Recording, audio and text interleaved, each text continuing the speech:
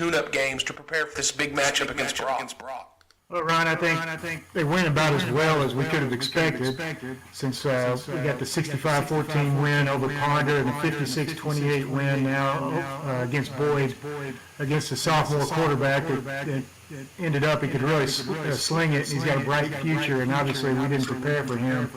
But I think that actually helped us prepare more for the pass-happy offense that we're going to see against Brock, at least more pass-happy than they've been in the past. So obviously.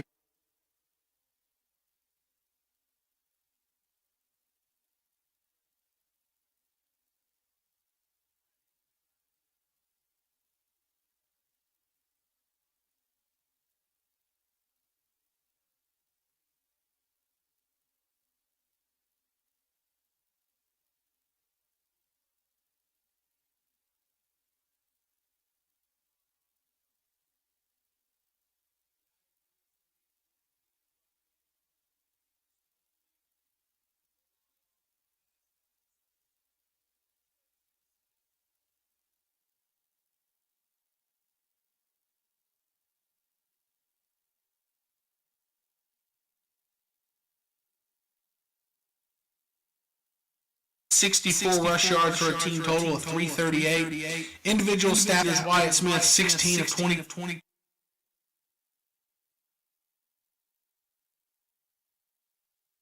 The views and opinions expressed by Ryan Menard and John Little are those of the broadcaster and do not necessarily reflect the official policy or position of Pilot Point Independent School District or PilotPointBearcats.com. Cast of Pilot Point football retransmitted, reproduced.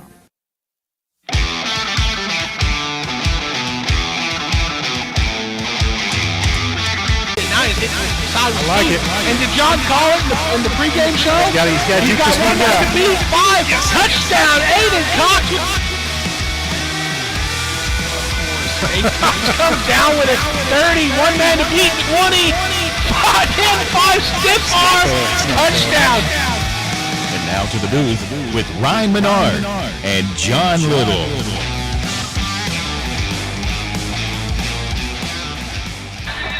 We are live. Good evening, Bearcat fans. You're listening to the Pilot Point Bearcats on PilotPointBearcats.com, brought to you by the speed of light broadband. I'm Ryan Menard, and with me tonight, as always, is Mr. 29, John Little. It's senior night here at Massey Stadium. 21 seniors have a chance to walk off the Massey Stadium turf one final time as district champions. Now, that's going to be a tough task tonight with 9-0 Brock Eagles in town. John, what are you looking to see out of the Bearcats tonight? Well, Ryan, I'm hoping to see a real fast start tonight, and hopefully come out and punch Brock in the mouth. I think we need to make them uncomfortable early and do whatever it takes to get these highly ranked number 2 in the state Brock Eagles. Can't let them get too confident. Can't let them get an offensive rhythm early in this game. So I'd love to see our Bearcats get off to a fast start, and I think it would do wonders for our overall confidence. And somehow, if we come up with a big play early in this game, first quarter, if we get a big kick return, a pick six, a big breakaway touchdown run by Ish Harris, or even that one play that seems we've been watching on repeat the last couple of weeks. Just throw it to number 1, Aiden Cox, and let him do his thing. But if we can get going early, I like it. Yeah. So Aiden Cox has taken full control of the offense from the wide receiver position. But Brock has some really good athletes that might be able to slow down Aiden a little if he doesn't get some other help. How important is it to get the run game going early tonight if you're the Bearcats? Yeah, Ryan, I think it's paramount. We expect this vaunted Brock defense to have a real good game plan to neutralize Aiden Cox, and I'm sure they've seen all the accolades he's got in the last couple of weeks. So that should open the door for our running game, but we really need our offensive line to step up and create some running lanes for Ish Harris, Gage Anderson, and even Wyatt Smith, who I think has really shown improved running ability from that quarterback position throughout this season. Well, last time we had this matchup here at Massey Stadium, Pilot Point was able to get out with the victory and the district championship. Now, not a whole lot of players from either one of the sides that were playing that night 2 years ago, but there are some, one being Ish Harris, who's one of the captains tonight. Captains for the Bearcats tonight are Aaron Stripmatter, Ish Harris, Aiden Cox, and Dakota David. And they're doing the coin flip now. On the other side, it is Diego Hernandez, Tyler Moody, Caden Matthews and Landon Cleary. Kearley. They are trying to see who won the coin flip and what they want to do. So a lot of talking going on by the officials. So I guess telling him he wants it's like the beginning of a heavyweight fight. I want a clean matchup, obey the rules at all times. No hitting below the waist. That's right. So tonight, the Bearcats have played on November 5th 10 times in Bearcat history, and they are 10-0 on November 5th. So we're trying to pull out all of those good vibes. Brock won the toss, has elected to the first. The Bearcats are going to get the ball to start off. This is the anniversary, so let me do some quick math. 80 years ago, Pilot Point beat Tom Bean 93-0 on November 5th, 1937. Quarterback that night, Jay Riggs, scored 11 touchdowns himself. Getting to Aiden Cox, he's had 6 consecutive 100-yard receiving games. The last 2 he went north of 200. Last week being 310. He is the number one receiver in Texas when it comes to receiving yards in all classifications. Number 23 in the nation. So he's having himself a year. District 4 3A standings. Brock and Pilot Point are tied at the top. Both 6-0 in district. Brock is 9-0 on the year.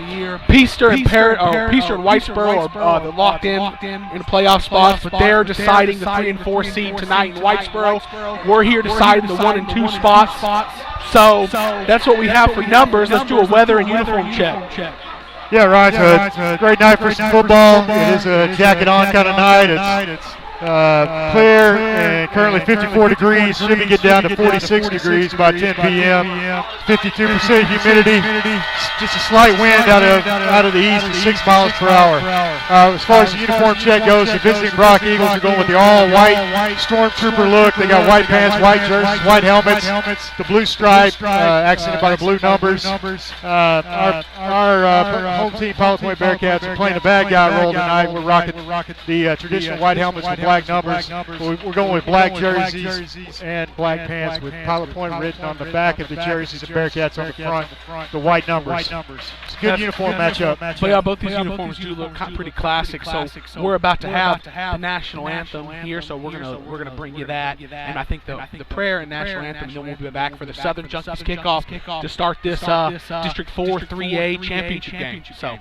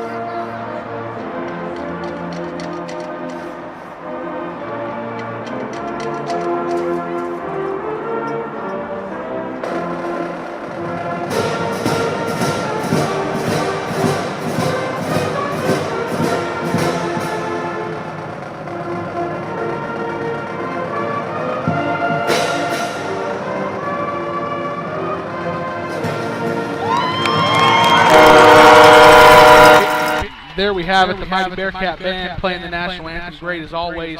Just recently returned from their state marching contest this week in San Antonio.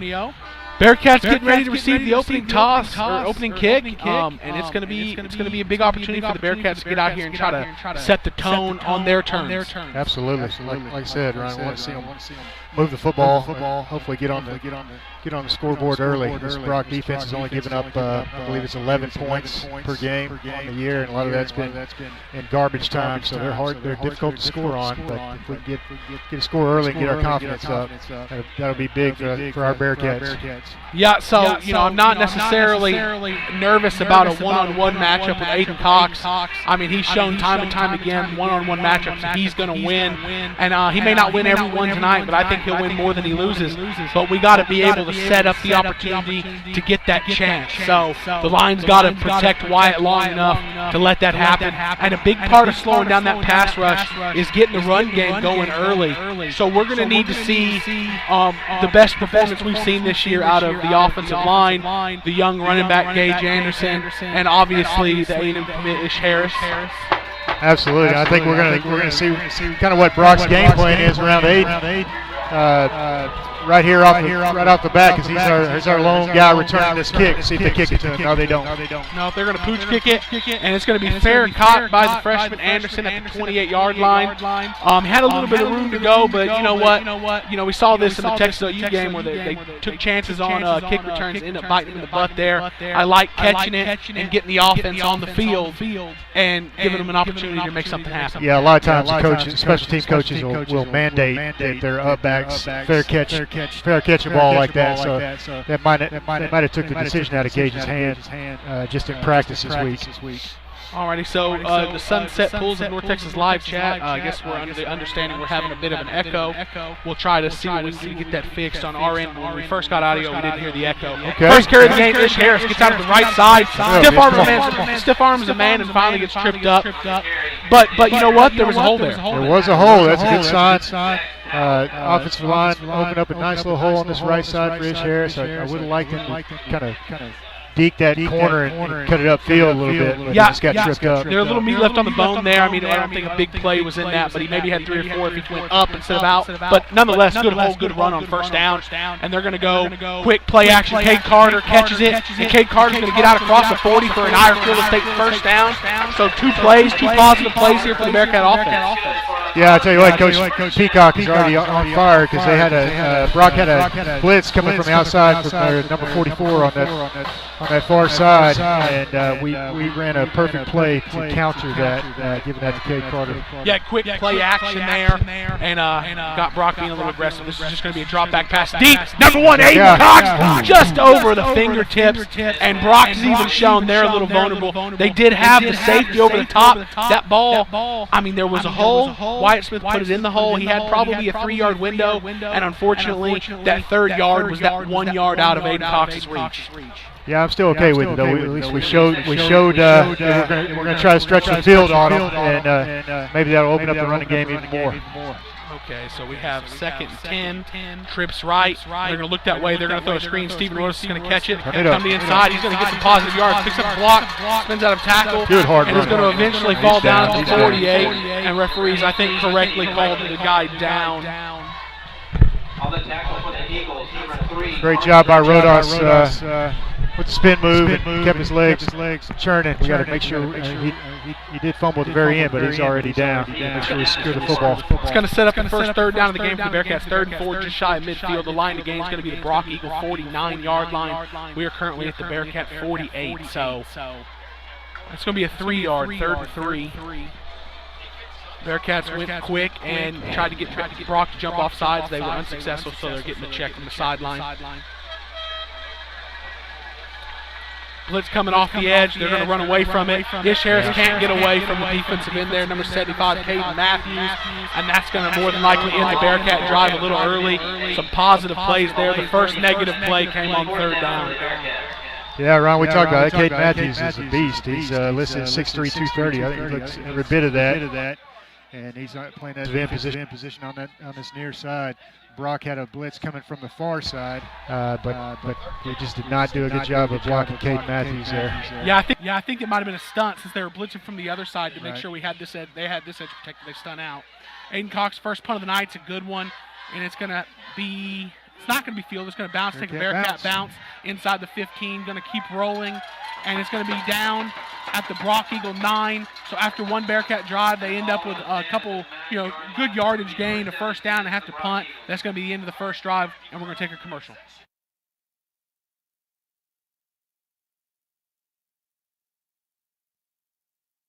Ten years ago, a Cowgirls Kennel opened with a unique approach to dog boarding. At a Cowgirls Kennel, your dog will stay in a 12 by 12 area. Let me say that again. Your dog will stay in a 12-foot by 12-foot area. That's larger than most guest bedrooms. If you have more than one dog, they can stay together. Their professional staff will give you the peace of mind so you can enjoy your trip. A Cowgirls Kennel is not just for dogs. They can accommodate your cat in their brand new catchuary. Make your reservation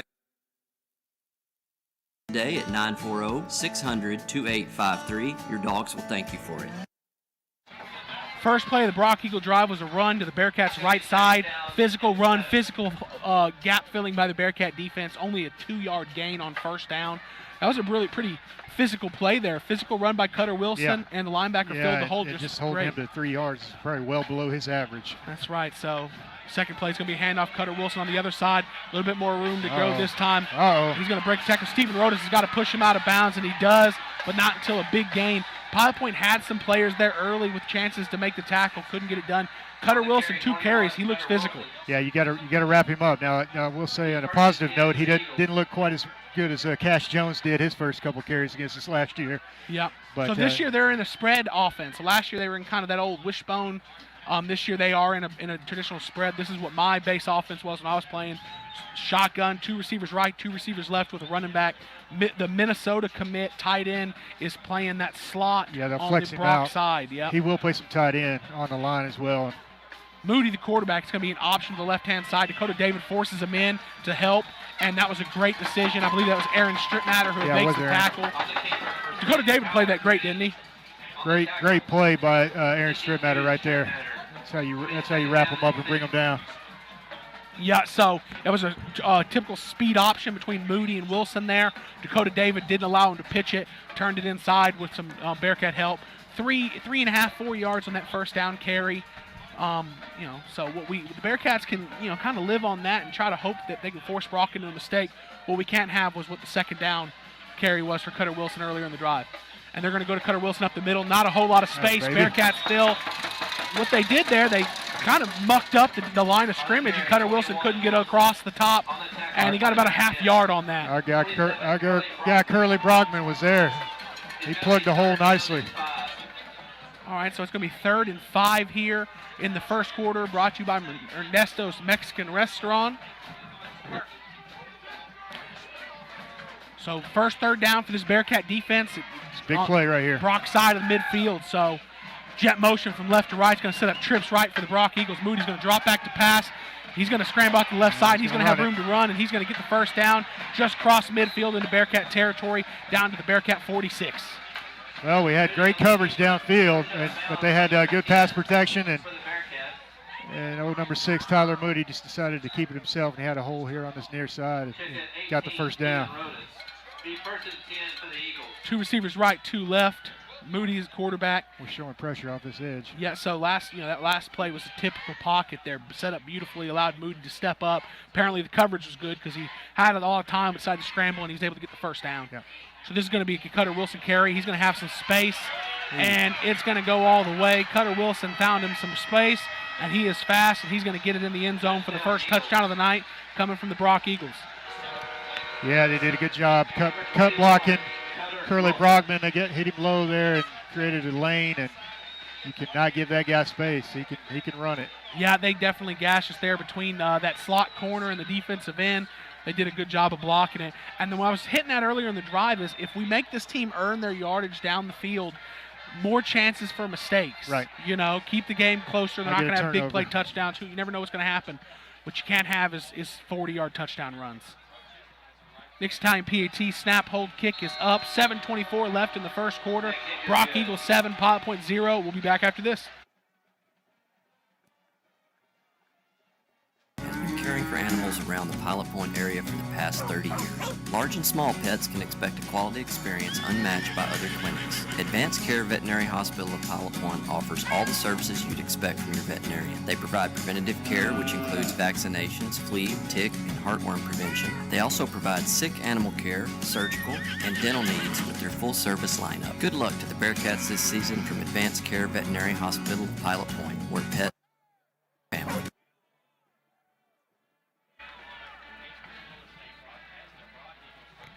And we're back getting, still hadn't come out of the huddle for a Southern Junkie kickoff. So that Bearcat defense, they held strong except -2 plays. So there was a 45-yard touchdown run, which in the end, that's a drive ender. So they take it to the house, and that's big plays or something we're going to have to try to cut down tonight. The Bearcat offense is going to get their second attempt. The first attempt, we've seen them come out beginning of games and just have awful opening drives. Gunner comes to mind. Yeah. That's not what the first drive of this game looked like. It looked like we had some positive movement moved there. the chains a little bit. We had an opportunity there with Aiden on that far sideline. but just couldn't convert on a third down. It's going to be another kind of pooch kick, going to be fielded at the 19, and Gage Anderson's going to return this one. He's going to get the Bearcat sideline. This is going to get out across midfield or up to midfield almost. It's going to get all the way to the Bearcat 46. Great tackle there by the coverage team. Kind of the last only man who even had a chance to make contact, really. But excellent return. We're going to get the ball close to midfield. Another thing when we played gunner that we never seen could get was field position. Good field position, you're right. And they kicked that one a little bit deeper than the first kickoff, and so Gage was able to secure it and get to this near sideline, and he had good blocking and good landscape out in front of him to get out here to the 45. Well, here we go. Bearcats going quick. 2 receivers left, 1 right. It's going to be a handoff to Ish Harris. He's going to try to get the edge. Just can't get the edge there. That 75 is tough. Yep, 75 right there. Caden Matthews just doesn't allow himself to get hooked, which stretches it out and just can't get outside of him. Yeah, we're not going to get his outside shoulder. He's determined to set the edge there. I think, we have an H-back on that side. I think the only way we're going to get the edge, I think we're going to have to run that H-back through his outside shoulder. Absolutely. Give the tackle some help. 2 receivers left, 1 right, H-back left. Ish Harris is going to get play action. Whitesmith pump fakes, tries to get it out in the flat. He had Colin Lynch open initially. He pump faked, I think, because of a tall defensive lineman in the passing lane. By the time he got rid of it, I think he kind of purposely threw that off target because there was a defender getting out there in the flat. Yeah, and Colin Lynch, we got him involved a couple times last week at Boyd. He helped us move the chains a couple times last week, so he's becoming quite a target.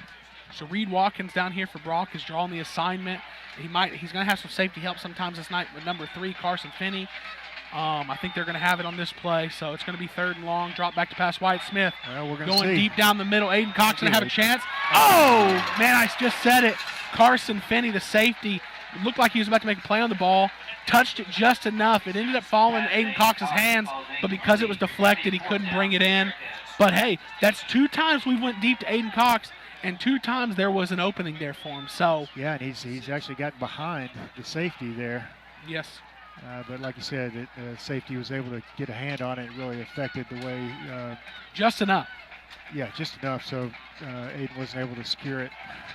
What's wild is, like I said, that a corner and a safety, and Aiden Cox still ends up behind him. His stride is so long. Yeah, this punt's going to be down the Bearcat sideline. A wobbler, not as good as the first one. Brock's going to get the ball when we come back around their 40-yard line, but we'll get the official marker when we come back. Hi, I'm Jackie Collins, and I am a wellness coach and owner of the Bearcat Nutrition Den. Do you want more energy to feel great, lose weight, and improve health? If your answer is yes, then get in touch today. Get your day started with the delicious healthy meal replacement shake and energizing tea. Come and see me today at the Nutrition Den located at 432 South Highway 377, Pilot Point, Texas. I'm Jackie Collins, and I look forward to seeing you guys. Brock comes out in this drive, trips right, no receivers left, and they're going to run up the middle, and Cutter Wilson's going to try to get the edge, and he can't. Big Gavin Wheeler. Gavin Wheeler really took over in the playoffs last year and kind of dominated the line of scrimmage, and if we can get a handful of tackle for losses from him like that, that could be huge for this Bearcat defense. Absolutely. Get Gavin going. You're not getting away from that guy once he gets his paws on you. Balanced formation here for Brock. 2 receivers right, 2 left. Nate Jones is in the slot there. And we're gonna press the big guy. Snap. They're gonna hand it to Cutter Wilson. And there it is. Couldn't get him. Curly Brockman up ends him there in the hole for a no gain. Gonna set up a 3rd and 12 here. Bearcats have a big 3rd down here, 3rd and long. Let's going to see how the pass coverage can hold up here. Yeah, that was a similar play to the one they scored on, but that time they did not get a hat on Curly, and he came through free and did his patented upending tackle. Yep. Under 6 minutes to go in the Ernesto's Mexican Restaurant first quarter. Moody rolls out right. Aiden Cox pressures him. It's going to be caught at the marker, and you know what? Nate Jones, the Minnesota commit, Nathan Jones makes the catch, and he's going to get, they needed 12. It looked like he got exactly 12. Good coverage on the play. He ran a deep out, and it looked like Stephen Rodos in coverage was right on his hip Good throw, good catch, and Brock's going to get the first down there on 3rd and long. Yeah, but if Nathan Jones has position on you, man, it's going to be hard to get through that guy. He can box you out. Speed option left. No, Moody's just tucking this one. He's going to keep it, and corner's going to have to push him out there, and he does. Makes the tackle. Crew Chandler's going to make the tackle out of about 10 yards, and that's another first down.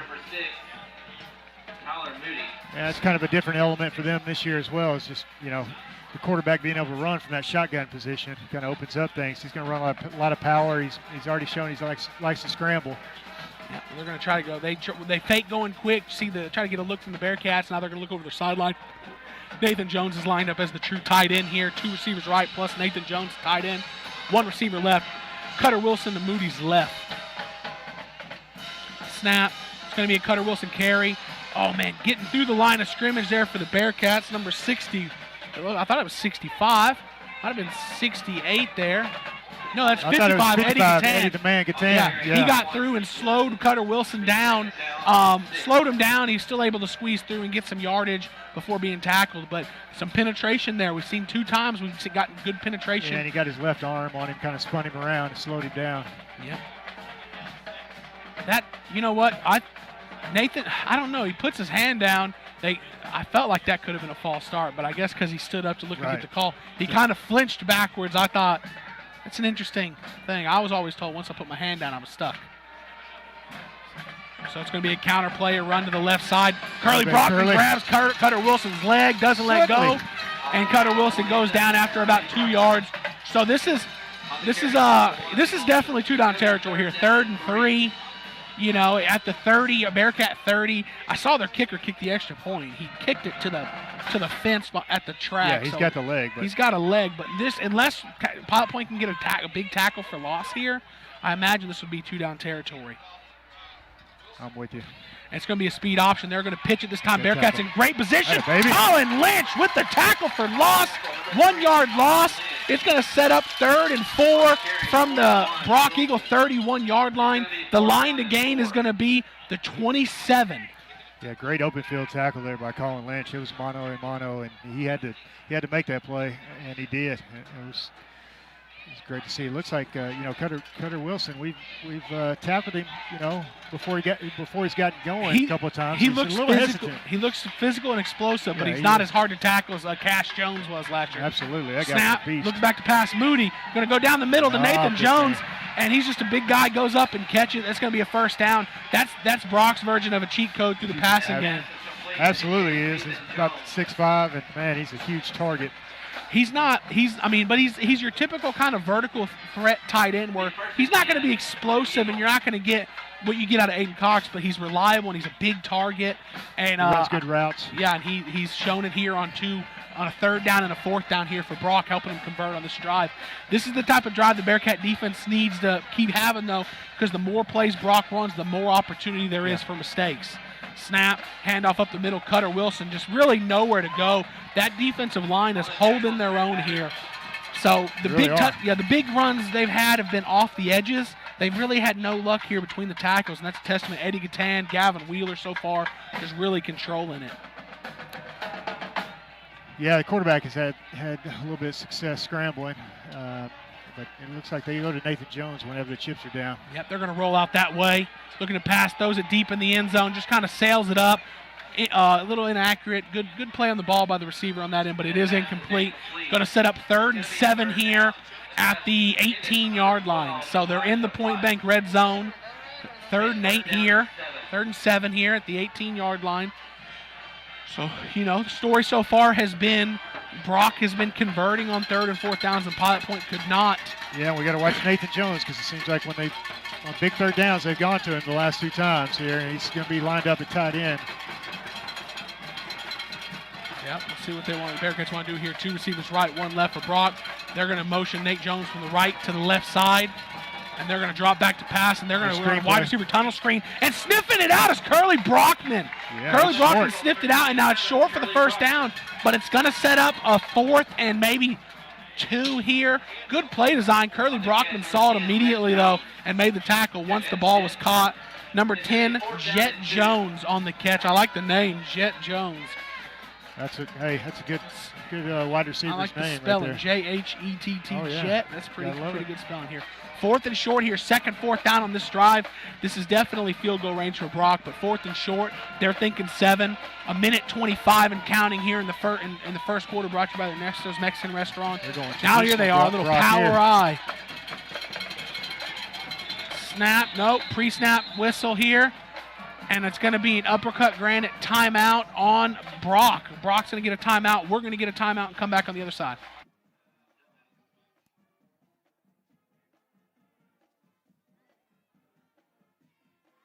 Hey Bearcat fans, time is running out to be a webcast sponsor for the 2021 Pilot Point football season. Last year, our Pilot Point webcast had just under 30,000 views. If you want an advertisement that speaks directly to the community of Pilot Point, our webcast ads are the way to go. Contact us today and we'll find an advertising opportunity that fits your budget. Don't miss your chance to be part of a winning team. Go Bearcats. Minute 16 left in the first quarter. Brock has the ball, 4th and 2 at the Bearcat 7-8 line. The line to gain is going to be the 6. So that's been the story on this drive. A 4th down conversion, a 3rd down conversion, and they're still going. So Pilot Point, down 7-0. Brock's not going to take the easy 3. They're going to try to get 7. Pilot Point has a huge opportunity here. Yeah, if Brock is gutsy, they'll go play action and go to Nathan Jones here, but we'll see. Power formation under center. Oh, Fumbled snap. Moody's going to roll out. Ish Harris is going to get out there. Come on, Can Ish. he stop him short? Ish Harris does. He slings it down as he's short. It's going to look like it's at the game, at the line. We'll see where they mark it. Looks like. See where they're I think he's pointing Pilot Point's way. Sir. Ish Harris gets out there. What did I say? I said if you make them drive the length of the field, the more plays, the more chances from error. They fumble the snap. Yeah, absolutely. Quarterback has to scramble, and Ish Harris makes his best defensive play of the, or biggest defensive play of the year. That pick 6 he had against Bowie, it was already kind of a blowout. That's huge right there. Keeps you in this game. Yeah, and good thing for us it was on that side because with Ish's speed, there was no way quarterback Moody was going to outrun him. Ideally, yes, you're going to put one-on-one, make a tackle. You're going to choose Ish Harris, and that's what we had, and we won that. High snap. Wyatt Smith's going to just do his best, and see, this is the exact – this is what you can't have. You capitalize the momentum. You get a stop. You're deep in your zone. Snap high. Wyatt Smith deflects it up, catches it, and then just basically has to collapse under it. Huge loss on first down. Yeah, great job by Wyatt not letting that thing get over his head, but that's kind of been an issue throughout the season, those high snaps.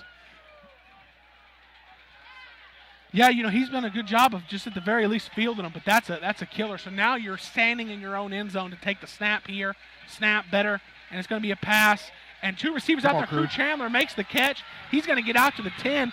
2 receivers kind of ran the same right, and we're standing on top of each other. Looked like a little bit of a mix-up on the route there. Yeah. They're both in the same spot. Completed and positive yardage, going to put us back ahead of the chain. Still going to set up a 3rd and 8. I would have preferred Crew get out there and let Aiden block. Let Aiden block catch it for and block Aiden. for him. Exactly. That's what I was thinking. That may have went 96 yards. Yes. But here we go. That's going to be the end of the first quarter, brought to you by the Ernesto's Mexican Restaurant. Brock Eagle 7, Pilot Point 0. Pilot Point will have the ball 3rd and 7 when we come back for the second quarter.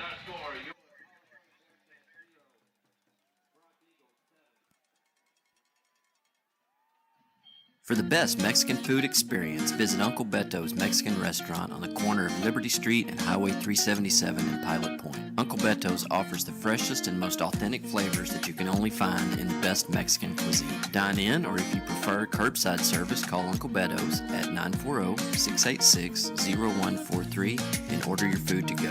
Be sure to make Uncle Beto's a part of your game night routine, either before the game or up until 10 p.m. on game night. Uncle Beto's is ready to serve all you hungry football fans. Uncle Beto's is a family-owned and operated business proudly supporting the Pilot Point Bearcats. Located in Pilot Point, Texas, the Chandler family has been making custom cabinets for over 40 years. As a team, Chandler Cabinets is committed to designing and building the perfect cabinets for you. They will make the process comfortable and stress-free by personally guaranteeing a superior product built on the standard of superior craftsmanship and immaculate customer satisfaction. From concept to completion, perfect form and function. Chandler Cabinets is an award-winning company with a reputation for consistent innovation at the highest level of design. You can find more information on Chandler Cabinets at chandlercabinets.net or on their Facebook page, Chandler Cabinets. Chandler Cabinets, 40 years of excellence. Third down, Wyatt Smith rolls out right from his end zone, slings it. Aiden Cox with the big catch in the Irish Real Estate first down to keep us going. That was big there. Yeah, both teams' big receivers are coming up big. Nathan Jones for Brock a couple of times, and now Aiden Cox for us. Really seeing the development of this passing game. That was a tight window Wyatt Smith put that into. Good throw, good catch. Now we're going to go under center. Numbers. Yep, 2 receivers split way out left for the Bearcats. Only 1 defender. Pitch out, Ish Harris is going to get a little bit of space, get out across the 20, maybe 1 yard there. I don't know if they're seeing that. I don't know if that's by design. When the Bearcats split their 2 receivers way out here, there's only one Brock Eagle out here covering. 2, yeah. They're not respecting it, so maybe if we get a quick screen. Let's try to check out our technology that we're trying to add and see if we can get Chance from the sideline down there. Scoops, you with us? Maybe not. It's like I know he can hear us. I can hear him trying up there. We hear you, hello, but it's a little late. Second down. Wyatt Smith drop back to pass, has some time, steps up, slings it deep, a little too deep, and it's going to fall through the hands of the safety. He's being pressured, slung it deep, and going to fall harmlessly to the turf, setting up a 3rd and 9. We were able to hear Chance there at the end say hello, hello. Do you have me now? We have you now. Finally. Hey, I want to tell you guys, I thought it was odd that Brock's turnover was when they went back to last year's offense. When everything was working smooth, they go back to last year's offense, which they probably don't practice a lot. They've already forgotten it. And then they dropped the ball. Yeah, well, it was huge, wasn't it? Were you down there with the Ish tackle? Yeah. Snap. Problem was I was on the other side of the field, but yes, yeah. I'm down here, man. Wyatt Smith steps up. He's going to scramble. He can get the first down. He's going to get out to the 35, which is enough for another Irish Real Estate first down. That's the second 3rd down conversion on this drive. And you know what? I was wanting to see this, right? So earlier we have a measuring stick game against Gunner early in the year, and obviously we all know it didn't go well. This is a measuring stick game too. And, here we are, 10 and a half minutes to go in the Maverick Faster second quarter. We're competing here. We have a chance to go down the field and tie the game with another first down here. Wyatt Smith takes a snap. He's going to hand off to Ish Harris. Ish Harris going to have some room. 45, ducks his shoulder, gets out to the 49-yard line. That's an Irish Real Estate first down. That's right about 15 yards. Then that gets a Bearcat Nutrition did big play there.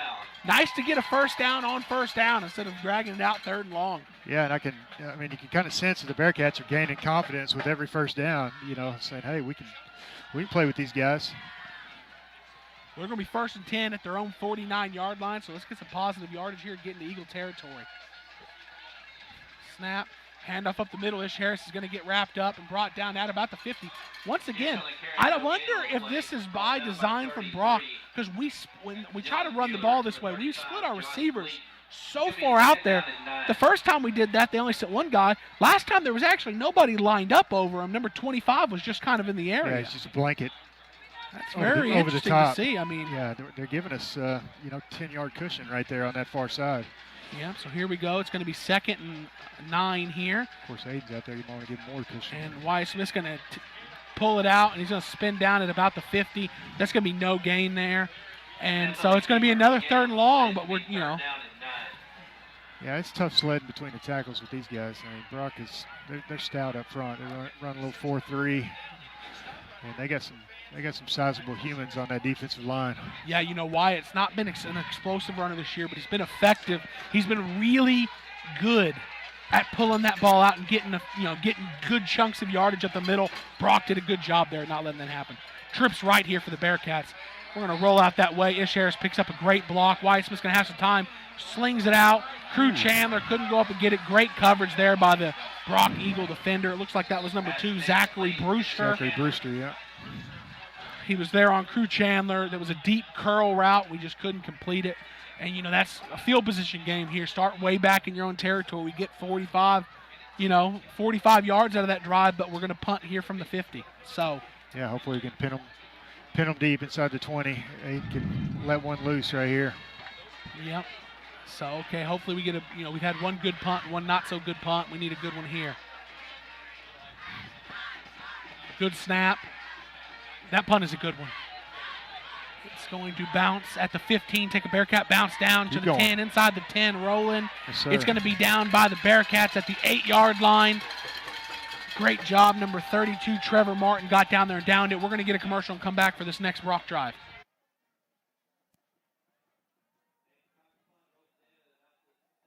Are you looking to build that dream home or barn-dough? CS Designs offers a complete range of design services. CS Designs products range from general drawing services to commercial and residential blueprints, as well as 3D renderings and virtual reality walkthroughs. Let Cole Stewart and the CS Design team design you a beautiful, progressive home or building that translates your ideas into an outstanding reality. Visit their website at csdesignstx.com or give them a call at 940-365-4048.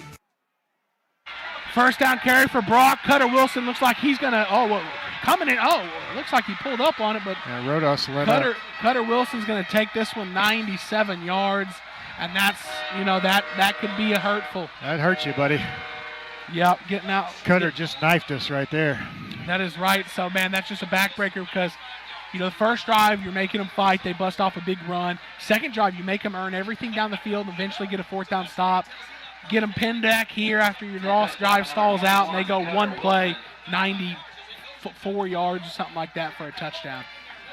Yeah, I think it's just good for our confidence. We got to stay connected with these guys, so you can't let them get too far ahead. Yep. So the PAT is up and it's good. That was a 92-yard touchdown run by Cutter Wilson, and we're going to go to a break and come back with the Southern Junkies kickoff.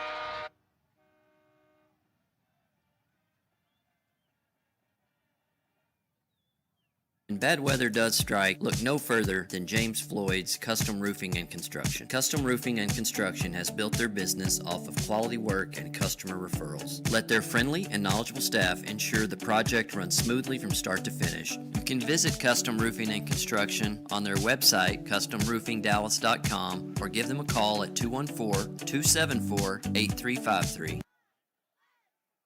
Established in 2004, Ernesto's Fine Mexican Food has continued preserving its original home-style cooking and hospitable touch. Ernesto's family has roots in Mexico as well as Texas ties. Relying on those roots, Ernesto created his unique menu.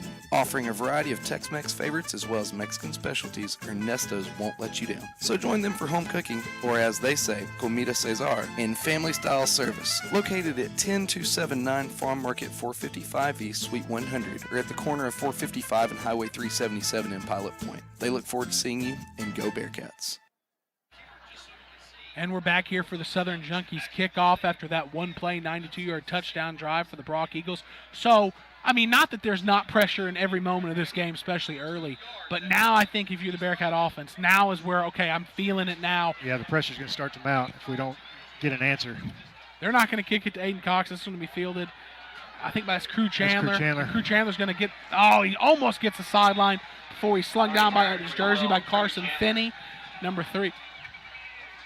So, so your defense holding strong. It's a one-possession game, and now that it's 2 possessions, you're starting to feel a little bit of pressure. And you've moved the ball, which is, number one, but your drives are stalling out about midfield. We got to move it all the way down the field or find a big play of our own, which we've been no stranger to this year, and Aiden Cox big play. Yeah, it's really the two big plays by Brock that is the difference in this game so far. So we need to make some big plays of our own for sure. Let's go to a Pop 1 Feet Out of Town scoreboard here. Yeah, Ryan. The Jim Ned Bowl, the ones we're all watching. Whitesboro is taking care of Peaster 20-0 with 11 minutes left in the second quarter. Trips left, Wyatt Smith. He's going to go Aiden Cox at the top. Aiden Cox in the break a tackle, sidestep. He's going to run out of space there. But the first man couldn't tackle him. Second guy missed him, and he ended up having to step out of bounds. Anytime you can get the ball out to him quickly, I like it. An official timeout of some sort here. I don't know. Well, what's going on that far sideline? Yeah, me either. Must be maybe, and I can't actually see, busting out the binoculars. Something going on the Brock sideline. I'd be interested, it's funny. It looks, hey guys. Yeah, go ahead, Chance. It looks like there's a Brock player down that may have gotten hit on the sidelines. I'm not sure, but he's yes, inadvertently. Good word, John. Yeah, inadvertently. he wasn't on the field during the play. He was on the sideline, right, Chance?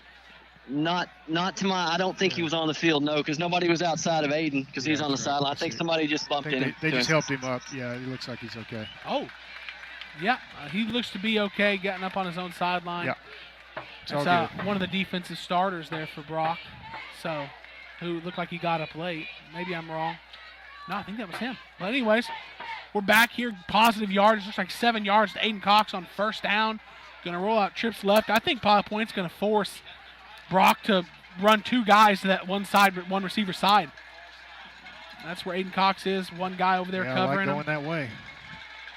And this is going to be Whitesman's going to pull it out the back end, get an Ira Real Estate first down. That's exactly what I was talking about. You talked about. He's not a Max Holler explosive, but very few are, right? But he's extremely effective and efficient when he does that, and that will drive your offense downfield. Yeah, especially when you have Ish Harris back there playing decoy, and you get that entire defensive line moving that way, and then he pulls it out late.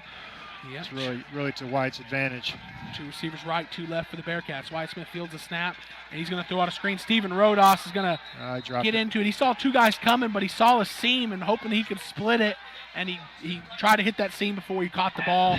Incomplete there on first down. Yeah, I think he took his eyes off the football as he was trying to get his legs moving a little too fast there. You got to secure it one thing at a time. Carson Finney and Bane Shanklin closing in, but kind of reminded me of that Zeke play last Sunday night where he had a good chance to split those 2 guys, and then it might have been a race to the end zone. 2 receivers right, 2 left for the Bearcats. Wyatt Smith's going to take the snap, play action, drop back to pass, had some time, and stepped up into a pocket that was collapsing on him, and it's going to be a sack there. I think that was a delayed, maybe not. I thought I saw somebody flash in late there that kind of got the pressure. Yeah, it looked like the pocket collapsed late. Like you said, Ryan, it was looked like number 56, Wyatt Albritton, the big junior, 6 foot, 195-pound junior for Brock. 3rd and 13 here for the Bearcats. We've converted a few 3rd and longs. We're going like a bunch trip. It's wide left. And they've only got 2 guys out here. Now, I know number 2 is going to try to get out here. They're going to Aiden Cox quick, and he's just low throw, not able to pick it off the ground. It's just been execution's been killing us. Yep. So, Wyatt and Aiden have been just locked in so far this year. Now, I know some of these Brock defenders probably have a little bit to do with it, but just 3 times now that we just missed Aiden, but I'm confident we're going to find that. I just hoping the defense can keep us in it until we get that connection. Exactly. We're playing such a sound football team here. You've got to execute when you have opportunities like that. Good snap. Aiden Cox is going to get another pretty good punt. This one's going to take a Bearcat bounce, and it's going to be fielded at the 20. Nowhere really to go. Martin there, number 32, Trevor Martin, who got pushed down on trying to cover the kick, gets up and makes a tackle after 2. We're going to go to a quick commercial and come back for the Brockwood Drive.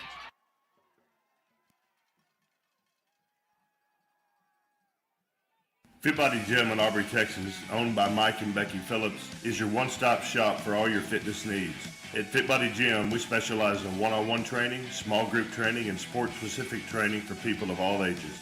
We work hard to get you the results you need, whether that be weight loss, toning, building muscle, or just wanting to live a healthier lifestyle. Stop by Fit Body Gym today, located at 106 North Highway 377, or call 972-768-9994.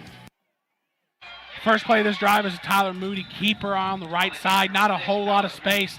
Waves the Bearcat defenders, gauge him up, and get him tackled after only about 1 yard there.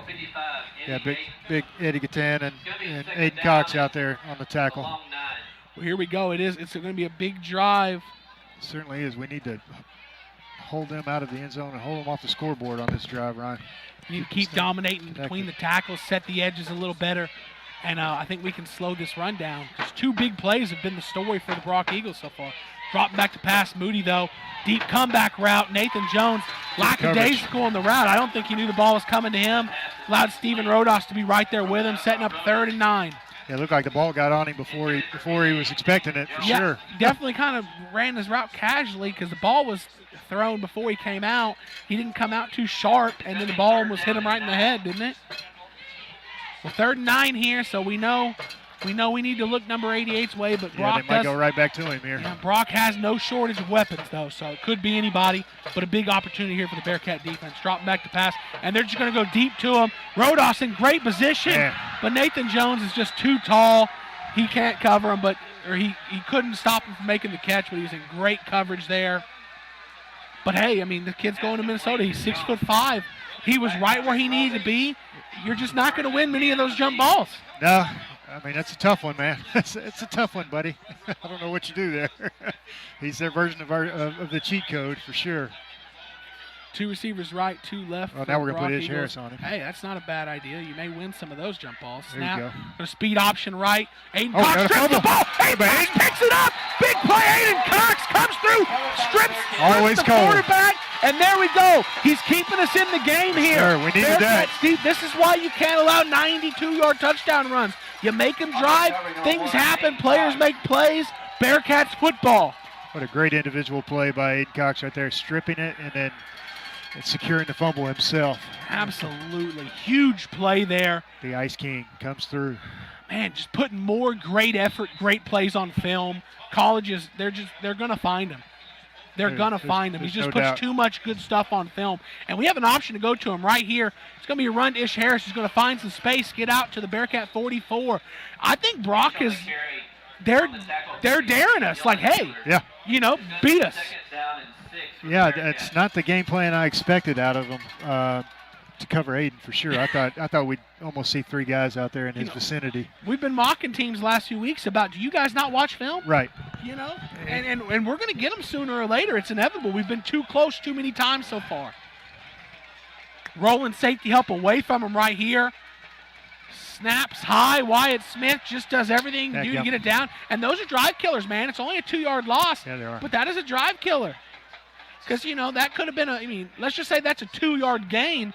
You're going to be at 3rd and 4 instead of 3rd and 8. Yeah, you'd be 3rd manageable, but now you're 3rd and long. So it's just odds. Odds are stacked against you. Yep. So I do like my 6'2" Ice King Aiden Cox versus the 5'9" corner one-on-one with him all day. That's what Brock's saying in their passing game. Go. Hey, we're going to go with our stud in the passing game right now. I'd just throw the fade to him right now. I don't care about this safety over here. Give him a I think chance. we beat him too. They're going to definitely roll the safety that way here on this 3rd down. Wyatt Smith has time. Nobody to throw the ball to. He swings it out to Ish Harris. Beat this guy. Who's going to make one-man miss. Get over another tackle. Gets out across a 50. Big play by the A&M commit there. Going to get us a 1st down on 3rd and 13. He really bailed Wyatt Smith out there. Sure did. Wow, because that defender was just shadowing him, just running everywhere with him. He caught it. Made a miss. That would have been a 2-yard loss if it was tackled where he caught the ball. He turns it into 15 yards and an Irish real estate 1st down. Yeah, it looked like Wyatt went through all of his reads, and then he thought Ish was out here by his lonesome because I think Wyatt his vision was hampered by the rush, and actually Ish had a guy covering him, but he made a great individual play to get by him and get upfield and get that 1st down. Under center here, Brock bringing pressure. And it's going to leave a hole up the middle. Okay, come on, Ish Harris. He has a chance. He's going to take it to the house. Bearcats are going to go within 1 score here. Big play there by Ish Harris. Flex on him. Pelzel Printing, touchdown for the Bearcats. Well, we needed that. That is a confidence builder right there. 4 minutes and 12 seconds left in the Maverick Fasteners 2nd quarter. Big touchdown play by the Bearcats. We have a Brock Eagle down the field. We're going to get 1 commercial and come back for the Nick's Italian PAT.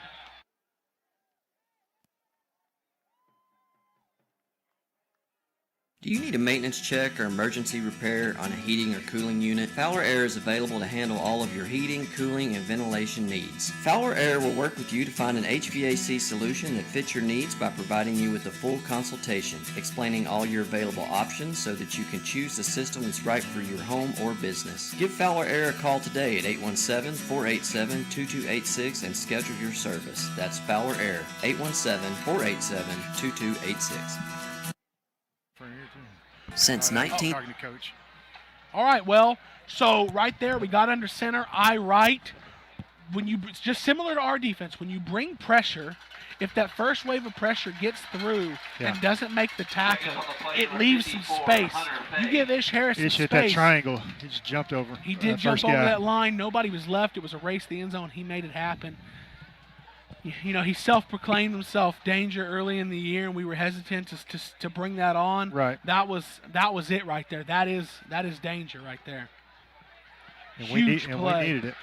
When we did, now we're going to have a chance to kick the Nick Stallion PAT to make this a 7-point game. The Brock Eagle was down. He needed help up, and he was able to get off the field under his own power. I hope to see him return to this game just because I don't want to see anybody knocked out due to injury. Nick Stallion PAT snap, the hold, the kick is up, and it is good. 4:12 left in the Maverick Fastener second quarter. Yes, sir. Brock Eagles 14, Bearcats 7. The Scott Walker Insurance Agency has been covering the insurance needs of Pilot Point. Regardless of what that need may be, they have you covered, offering homeowners, auto, life, farm and ranch, and commercial. Give them a call at 940-686-2692. That's Germania Insurance, the Scott Walker Insurance Agency, located just north of the town square at 211 Scott Lane in Pilot. Scott Walker Insurance Agency, always there to help. Let's go do straight to a cross-country update here. Yeah, Ryan, Coach Jeff Price sent me the results. Addison Height was 8th. With her time was 12 minutes and 1 second. It was the best finish ever for a Lady Cat at state and the best time ever for a Lady Cat at state. And she was 6th at regionals, but today she was first from our region. So great job by Addison Height representing the Bearcat cross country team. Yeah, got to talk to Coach Price about her this week on the Custom Roofing and Construction Bearcat pregame show. And excellent to hear. Only a sophomore. She's going to have 2 more years of this. A bright future. Southern Junkie kickoff is a skied kick caught at the 21. Make a play, Bearcat boys. Coverage team's going to have to make a tackle. And who can you always count on to make the tackle? Curly. Curly Brockman. That's Certainly. right. Awesome here. That So, guy's hey, a tackling machine. he really is. He really is. He likes biting them ankles, grabbing onto them, not letting them go. I'm telling you, he probably does some calf roping. I'm telling you, name like Curly Brockman, why he upends these guys, you know he's calf roping. Yeah, absolutely. Well, here we go here. Bearcat defense on the drives they've made Brock really work for it. Brock has made mistakes. Let's see what they can do on this drive. Snap. Hand off to Cutter Wilson. We set the edge. He cuts it back inside. And as long as the defensive ends do their job and set the edge like that, the inside guys are playing ball. Yeah, absolutely. As long as we don't let Cutter Wilson break that first line with his in stride, because when he gets going, man, he's already shown that he's tough to catch up to. Bearcats are just itching to get off the ball there. Every time they kind of flinch a little when Brock does that little fake. They don't jump off sides. They definitely flinch. Brock looks to the sideline, gets the call, and they're ready to go here on this 2nd and 6. Snap, Cutter Wilson. We didn't set the edge that time, but hey, Gage Anderson slows the progress, and then who is that making the tackle? Is that Stephen Rodas? Rodas, yeah, Stephen Rodas. Yeah, so Gage Anderson stopped his progress, and then Stephen Rodas come behind him and brought him down. Going to set up a 3rd and 4. Line to gain is going to be the Eagle 45-yard line. We can do a tackle for loss here or no gain. We may see a Brock punt. Absolutely. Got to watch for big Nathan Jones here. He's a tight end on this near side. Yeah. Also, number 12, Elijah Potts is their favorite receiver outside of Nathan. Pass. They're going to go deep down the sideline. Gage Anderson trying to keep up. Hey, incomplete there, overthrown from Moody. So we're going to gauge how Brock feels about this game right now. Well, looks like they're making some subs. You know what that tells me? They're respecting this Bearcat offense. They're bringing the punt team on. I don't feel like if the Poplin offense hadn't had the success they've had, I think they would probably go for it. Yeah. But the fact that this Bearcat offense is moving the ball, the defense is playing firm, they send the punt team on now. Yeah, and I don't know about their new head coach Billy Mathis, how much of a gambler he is, but I know Chad Worrell, you'd have to watch him in this situation. Well, I mean, he'd like to fake it. It is midfield, so I'm not going to count my chickens before they hatch. I want to see this ball hit the foot, and it does. Yeah. Low punt. It's going to take a bounce. Aiden Cox is going to field it, And he's going to try to stiff arm first man. He does. And the guy's going to sling him down in the back by the jersey, but he's going to get a positive return. Going to get out across to the Bearcat 31, and that's where the Bearcats will take over, trying to tie the game when we come back.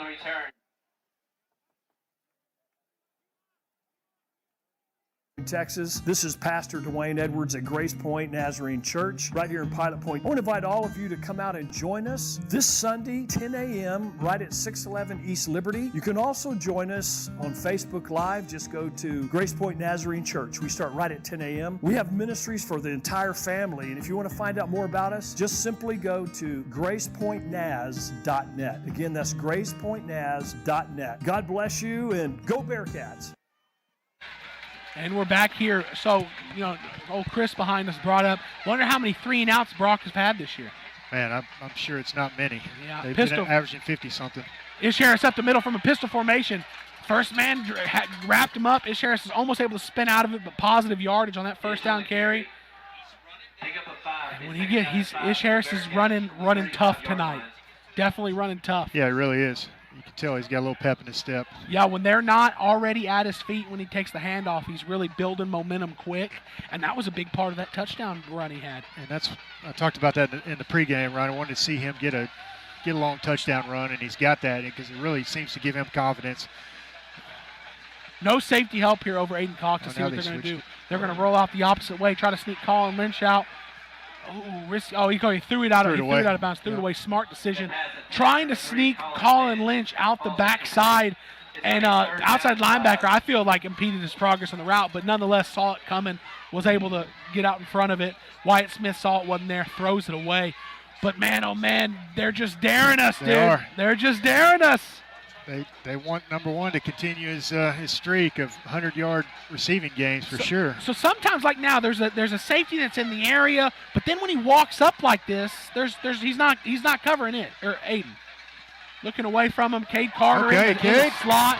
Third down conversion. Irish Real Estate first down. Hit Cade Carter in the slot for the short curl, just enough to get the Irish Real Estate first down. Under 2 minutes to go here in the first half.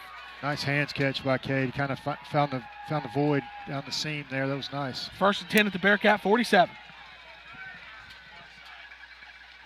Snap. Handoff to Ish Harris. Bottled up, nowhere to go, no gain. Minute 35 and counting. I believe we still have all three of our Uppercut Granite timeouts. Yes, sir. So I heard Troy Aikman talking last night about he thinks teams use their timeouts too early in some of these situations. Now, I don't mind not using them yet, but we are letting a good amount of time roll off by getting the calls in. But you want to score and not leave the other team much time or any time really left. Absolutely, but we're almost down within a minute already here. Snap. It's going to be another Ish Harris run. He's got some space. Wow. Hits it with some tempo. Gets out across midfield, across the Eagle 45. Irish Real Estate first down. 1:03 left in the half. We have all three timeouts. Now we're starting to get a little urgency. Bearcats got a little energy now. Yep, ready to snap the ball here. Snap. Rolling out Aiden Cox's way. Makes a man miss. Now he's going to just kind of throw it away. Gets it past the line of scrimmage. Definitely rolled out of the tackle box. No intentional grounding. Smart decision there. Smart decision there by Wyatt Smith. Yep. Yep, so he'd rolled out of the tackle box. He might have worked his way back in, but once you leave the tackle box, you work your way back in. It's fine. It's not intentional grounding, so it's going to be incomplete. They're just daring us to get Aiden Cox here, a one-on-one. We've been so close a few times already. Aiden Cox touchdown right here before the half would go a long way in this game. Absolutely. So it's going to be 2nd and 10 from the Eagle 43-yard line. Drop straight back to pass. And they're going to look Aiden Cox's way, trying to go up for it. And he kind of just turns into a defender there. So they brought him kind of closer into the hash marks. I feel like Wyatt Smith brought him more into the hash marks there. Definitely playing more of a deeper prevent type coverage there. Yeah, give it up for Dag Morgan, number 75, Aaron Stripmatter, 62. These guys did a great job on pass protection right there. They gave Wyatt all the time he needed. Yeah, that was the first time that they really had blanket coverage over the top. Really weren't giving them much of an option. But they don't look like that's what's going to happen here. Bring on pressure up the middle. Oh, a little screen. Sneak Ish Harris out. Ish Harris makes the first man miss. Can he get the sideline? No, he cuts it back inside. Gains yards. Spins out of the tackle. 20, 10. He's still on his feet. Driving it down to the 2-yard line. Play. Oh, my goodness. What a play. Stumbling. He is showing out tonight. We said we were going to need Ish Harris's best, and we're getting Ish Harris's best right now. Absolutely, we are. Unbelievable play there. Flag on the play, guys. Flag on the far side. Flag on the play. Oh, no. Ineligible. Yeah, you know. Dang it. Take that one away. Good call there, Scoops. I'm not surprised, though, because it looked like a tunnel screen by design. But it took a little longer where to Ish develop. caught it, he was quite a bit downfield, so that's a heartbreaker. That is. Heck, what a play. What a game changer that flag is. Yeah, and that should probably also be a loss of down, normally an illegal receiver downfield. They've marked it back 5. They haven't changed the down marker, which is going to give the offense another opportunity. Man, that was a heartbreaker because what an unbelievable play. Man, I just negated an excellent play.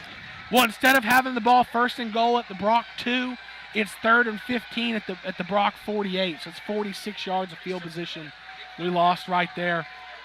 But hey, this has got to be the play call, right? Even Aiden's looking at coach. Aiden. Okay. Oh. Coach. So I'm not going to say what. Well, man, that's tough right there. You wish you could audible. I don't know what the play call was, but Aiden looked over at Coach David when he saw the only 2 people on this side of the field were him and one guy. And I think he's kind of like, hey, I got this. This is it. And Coach David, I think, agreed, so he called the timeout. They come out of the huddle and get that same look. I imagine we're going that way. Yeah, I can't imagine that Brock won't come out with safety help over the top. Maybe somebody in Aiden's face. Pressing him at the line of scrimmage here. That should be, we're not there. We didn't run this when I was in high school, and most high schools don't. But that's one of those plays, if you're Aiden, you're tapping your helmet, and Wyatt Smith sees it and says, easy, like audibles. Max protect. Just everybody pass block. I'm throwing it to Aiden. Man, but hey, we'll see. I don't imagine Brock will come out in the same thing, right? Man, there's a fine line between, being confident and being arrogant. They're obviously confident in their defense. They haven't changed a whole lot from their base defense, but so there's 2 receivers out here. There's 2 defenders. Safety's in the middle of the field. They're playing deep. I imagine they're going to go into a shell. A wide receiver screen. Aiden Cox is going to catch it. Throws a man down across the 40. It's going to be 4th down, but with 21 seconds left. 21 seconds left. I mean, with this part of the field. Yeah, now we got a decision to make. Well, hey, you know what? But I think that was actually pretty smart because you gained almost 10 yards on the play. Right. Which now it's 4th and 6 or so, but it's manageable. And you're in a field position that you'd hope you could defend 15 seconds if it doesn't work out on you on this play. 1 or 2 plays. If we turn this over, 15 seconds left, probably. Yep, so getting the play in. Aiden Cox is going to go to the far side. See what sort of trickery Coach David has on his sleeve. We're going to get another Uppercut Granite timeout. We're going to hit a commercial and come back for the 4th down play. Russell Pelzel with Hometown Pharmacy has built a reputation on providing only excellent service and support to the Pilot Point community. You can depend on Hometown Pharmacy to deliver the best customer service along with a selection of quality healthcare products. When you use Hometown Pharmacy, you will work with a knowledgeable and understanding staff who will help you find the right products and solutions tailored to fit your lifestyle, as well as equipment that will integrate into your daily life. Contact Hometown Pharmacy at 940-686-0123. And we're back here. We're going to set up this 4th down play. You know what? For a guy coming straight from G.A. Moore, I hadn't seen a ton of trick plays. Trickery. Now, you know what? You save them. Sure. Running them in week 3 against whoever. Yeah. Probably not the best place to run your best ones. But you're trying to win a district championship going into halftime, 1-score game. We're lined up in punt formation here, though. Looks like we're going to play it safe.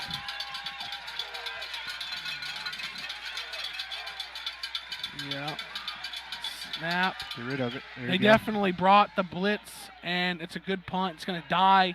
Excellent way to control that. And so it's going to be 10. Brock's going to get the ball 11 seconds left in the half. Yeah, Jace Williams kind of jumped on that a little bit early. You want to just wait until the official blows his whistle on that. You could have run off a couple more seconds. Yeah, I don't know. Yeah, you could have. I don't know how much better off they are with 11 than 9. But we say that, and then they're going to be pushed out of bounds at the 20-yard line with 1 second left, and they'll be like, well, dang it, I wish we'd have wasted one more second. Yeah, there was a moment, in the very first game last year, it was against Plainview, right? We pushed the guy out at the 1-yard line to end the half. That's right. With no time left, so everything counts. Moody's going to hand the ball off to Cutter Wilson, and he's going to have some space. Tries to jump over Ish Harris, but he can't. He's going to get a good chunk of yards. They're going to call timeout. But they're going to call their timeout. 1st and 10 at their own 31, 5 seconds left. Let's get a commercial and come back for the last play of the half. Independent Financial offers big bank benefits with a hometown feel. Their personalized financial solutions can help turn life's challenges into new opportunities. Independent's business banking is powered for growth, and they support innovation and new ideas. Independent Bank's digital convenience allows you to bank how, when, and where you want. Independent Financial is the premier regional bank with 90-plus locations across Texas and Colorado. Independent Financial. Visit them at ifinancial.com. Independent Financial is a trademark of Independent Bank, member FDIC. That's awesome. And we're back here, 5 seconds left in the half, so I imagine we're about to see the last play of the half. So, the Bearcats can afford to give up a chunk like that, but man, with Cutter Wilson with some space and some speed, it just makes you nervous. Makes you nervous, yeah. Don't want to see him in open field, that's for sure. Yep. So Moody and Wilson in the backfield. Two receivers left, trips right for the Eagles. And Nathan Jones here. And that's who they're looking to pass. Moody steps up, and he's going to try to throw it. Good incomplete. coverage. Great coverage. And at the end of the Maverick Faster second quarter in the first half here in the District 4 3A District Championship game, Brock Eagles 14, Pilot Point Bearcats 7. We'll be back for the second half.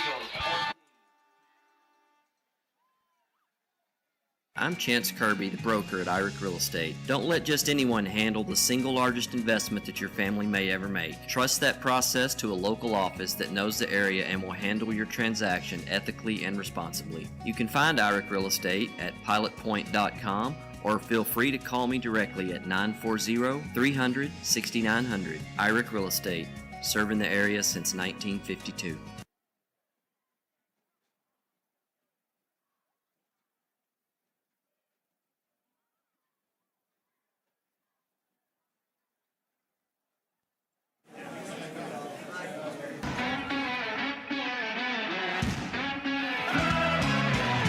It's time for the District 4 Report, presented to you by Professor Diggs himself, only on PilotPointBearcats.com. Class begins now. Produced from our studios in Pilot Point, delivered to you all over the Metroplex, specifically the western part of the Metroplex. It is the District 4 3A Report. I am the Professor Matt Diggs, and thank you for tuning in for another week. And it's a week where we have a lot more clarity because we know exactly what's going on. We know exactly what's up for grabs this week, and we will look at all of that. But as always, we want to look ahead and then look behind and figure out where we were going and if we were right or wrong, and then how that relates to the future. And last week we had 4 big games, and the biggest game was Whitesboro and Paradise. I took Whitesboro to win by a score, and they gave us exactly that. They won by a score. So congratulations to Whitesboro. All 4 playoff positions are not locked in, as we're going to find out, but we do have all 4 positions clinched. Then we had Bowie versus Ponder. I had Ponder winning by 7, but Ponder had its best game of the season, winning by 49. So congratulations to Ponder for that big win. And we'll talk more about some of the statistics in that big win coming up next. Boyd versus Pilot Point. I had Pilot Point having a big victory, kind of getting ready for that Brock game on a high. And although it wasn't a beauty contest, they only won the game by 28. So a little bit of questions as far as that goes. And then Brock versus Peaster. I thought Brock would win. I thought they'd win convincingly, but I didn't realize how convincingly they would win. I had Brock winning by 27, and they ended up winning by 74. That's right, 74. And as we'll talk about, they had scored all 80 points by the end of the third quarter. So statement has been made over there for Brock. We talk about the Brock versus Jim Ned game. Again, I can't say that for sure that Brock is paying attention to this and playing things up, but I think the preponderance of the evidence might indicate that they had something to prove, a little bit of a chip on their shoulder, and they certainly proved something this past week. And when we look at that game in a little more detail, I think the dominance, Tyler Moody just almost had a perfect night. He had 11 for 12 for 239 yards, threw for 6 touchdowns. So pretty much he threw the ball 12 times, 6 touchdowns, incredibly efficient. Just about every other pass resulted in a touchdown. And Nathan Jones had a monster night, 4 receptions for 118 yards. 3 of those went for touchdowns. Eli Potts, 3 for 56. 2 of those went for touchdowns. And Cutter Wilson had a great night, 18 carries for 197 yards, and 3 of those went for touchdowns. They only had 47 plays, but 616 yards. Just an incredibly efficient night. They won the turnover battle 2-0, just completely played a perfect game.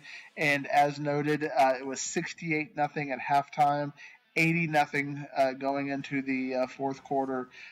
Just absolute dominance. Brock had something to prove, and prove it they did, beating Peaster.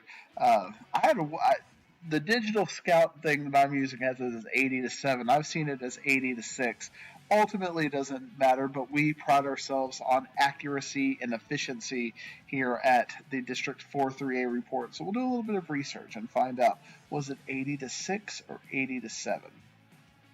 Pilot Point versus Boyd, and what can you say about Aiden Cox? I mean, just an absolutely monster night again. Ever since we've been doing the District 4 3A report, Aiden Cox has been player of the game, player of the night, and this is on the team with Ish Harris. I mean, the Texas A&M recruit.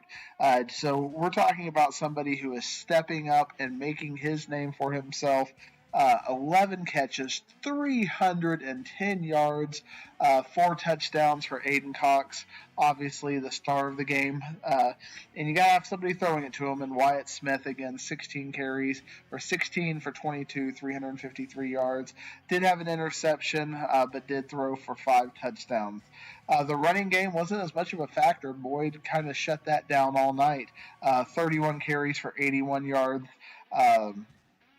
So not the kind of offensive, the rushing performance you would expect, but with those kind of passing numbers, obviously able to make up for it. For me to see Pilot Point with a chance against Brock this week, that running number, the rushing numbers, got to get better. Got to be more efficient. Got to average more than 3 yards a carry against a team like Brock. We saw Brock averaging over 10 yards a carry against Peaster, and when you have that kind of efficiency, that makes the passing game that much better.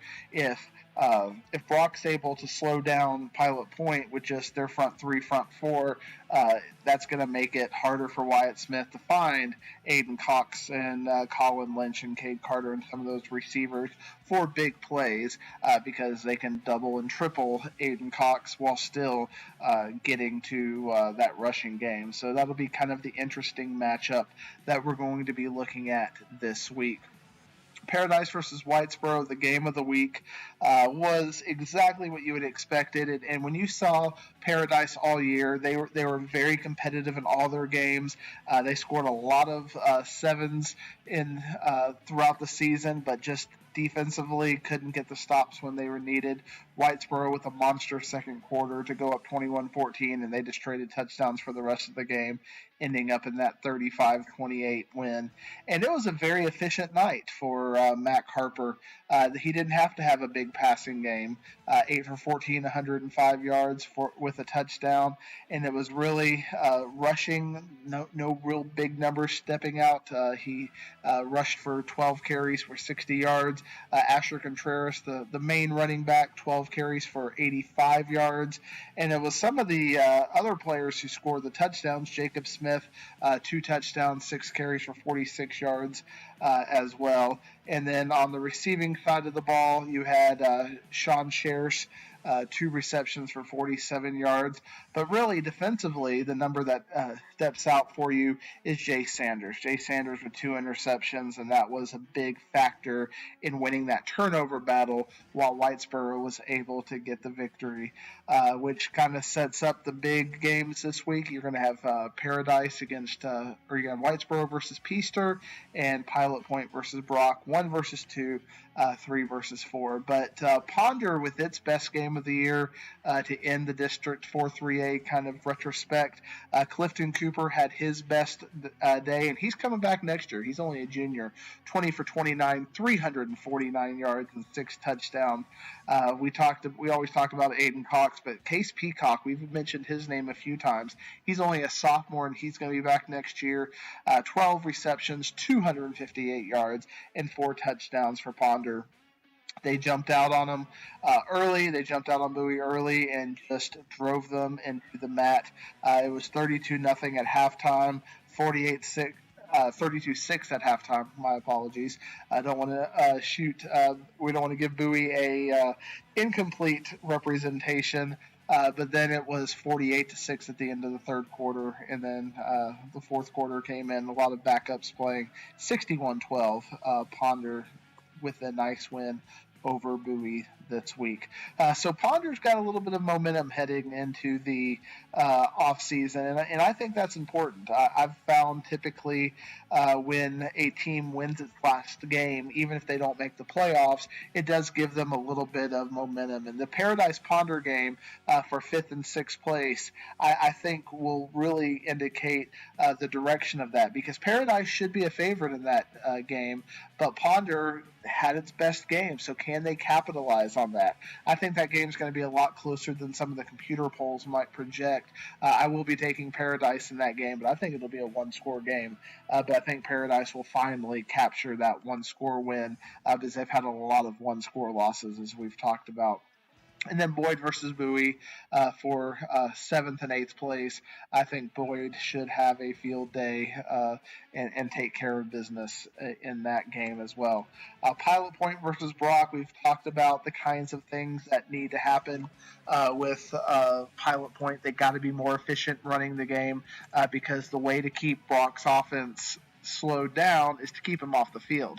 And if Pilot Point can't do that with the running game, then I think you could see Brock take this game out of hand. And obviously they're a team with a lot to prove, and they're looking to make a statement. And they've got a chip on their shoulder. There have been some in the media, including myself, that said Brock is not as good this year as they've been in the past. And I think that's really fueled Brock and Coach Mathis and that crew saying, hey, we're as good as we've ever been, if not better, and they're really using this regular season to create that resume. Obviously, Pilot Point has been up and down. They've won 6 in district, but a very shaky start, so Pilot Point's got a lot to prove as well. So this game is going to be very interesting. For me, if Pilot Point stays within 3 touchdowns of Brock, I think that's a win. And obviously, Brock is going to be looking to make a statement like they did against Peaster. Peaster-Whitesboro, I think, is going to be a very fun game. How does Peaster respond? Peaster was 7-1 going into this game, and obviously losing 80-6 or 80-7 was not quite what they were expecting. I think they expected to play a lot more competitively with Brock, even for a half. But as we talked about, it wasn't competitive at any point in this game. By the end of the first quarter, it was pretty much over. So how does Peaster respond? How does Coach McElroy get that squad back up? And then Whitesboro, Coach Fagan, continuing to play at the high level. Can they win this third place game? Because as we're we'll allude to when we start talking about what is going to happen in the playoffs. Avoiding Jim Ned in the first round has your best chance for a playoff victory. So big game. I know coaches don't like to phrase it as avoiding a certain team. They'll take whoever's on the schedule, but we can say in the media, in the prognostication, you want to avoid Jim Ned in the first round. The difference between third and fourth is probably the difference between a 1 or 2 round playoff game or a quick exit in the playoffs. So we will find out what happens this week. And as part of my commitment to you, the District 4 3A report listener, I'm going to make that drive up 377 this week. I'm going to go drop in at Pilot Point versus Brock. I'm not going to watch the game, although our friends at Sideline to Sideline, Grant and Terry, they do great stuff. If you're listening to this podcast, you probably know who Grant and Terry are and the great work they do on Sideline to Sideline. We'll let them cover that game. I'm more interested in Peaster versus Whitesboro. Third versus fourth, I think it'll be a more competitive game, so I'm excited to see that game, and I'll see it in person. But I'm going to go stop by Pilot Point on the way over there. I would have stopped by Tioga as well and saw our friend Coach Rogers, but they're playing in Alvord this week. So my 377 tour of the teams will not be fully complete, but we'll see some of the big names this week. And then afterward, I will be headed down to Bobby V's in Arlington for a live edition of The Dump. If you're not familiar with The Dump, it is what I do on Friday nights where I break down everything. Hopefully we'll have some coin flips being decided over there at Bobby V's. If you're out in the Arlington area coming home from Brock, heading down to I-20, it's I-20 in Bowen, come on in and say hello. And we'll be happy to see everybody. You can have a beer or a nice quenching water, whatever is your modus operandi, but we'll be there at Bobby V's this Friday night after the Whitesboro Peaster game to break down everything across the DFW Metroplex. So obviously we want to look ahead, and I've got a couple of things. We want to look at the whole region as a whole because we are getting to that point. District 1 3A, you've got Shallow Water in, you've got Denver City in.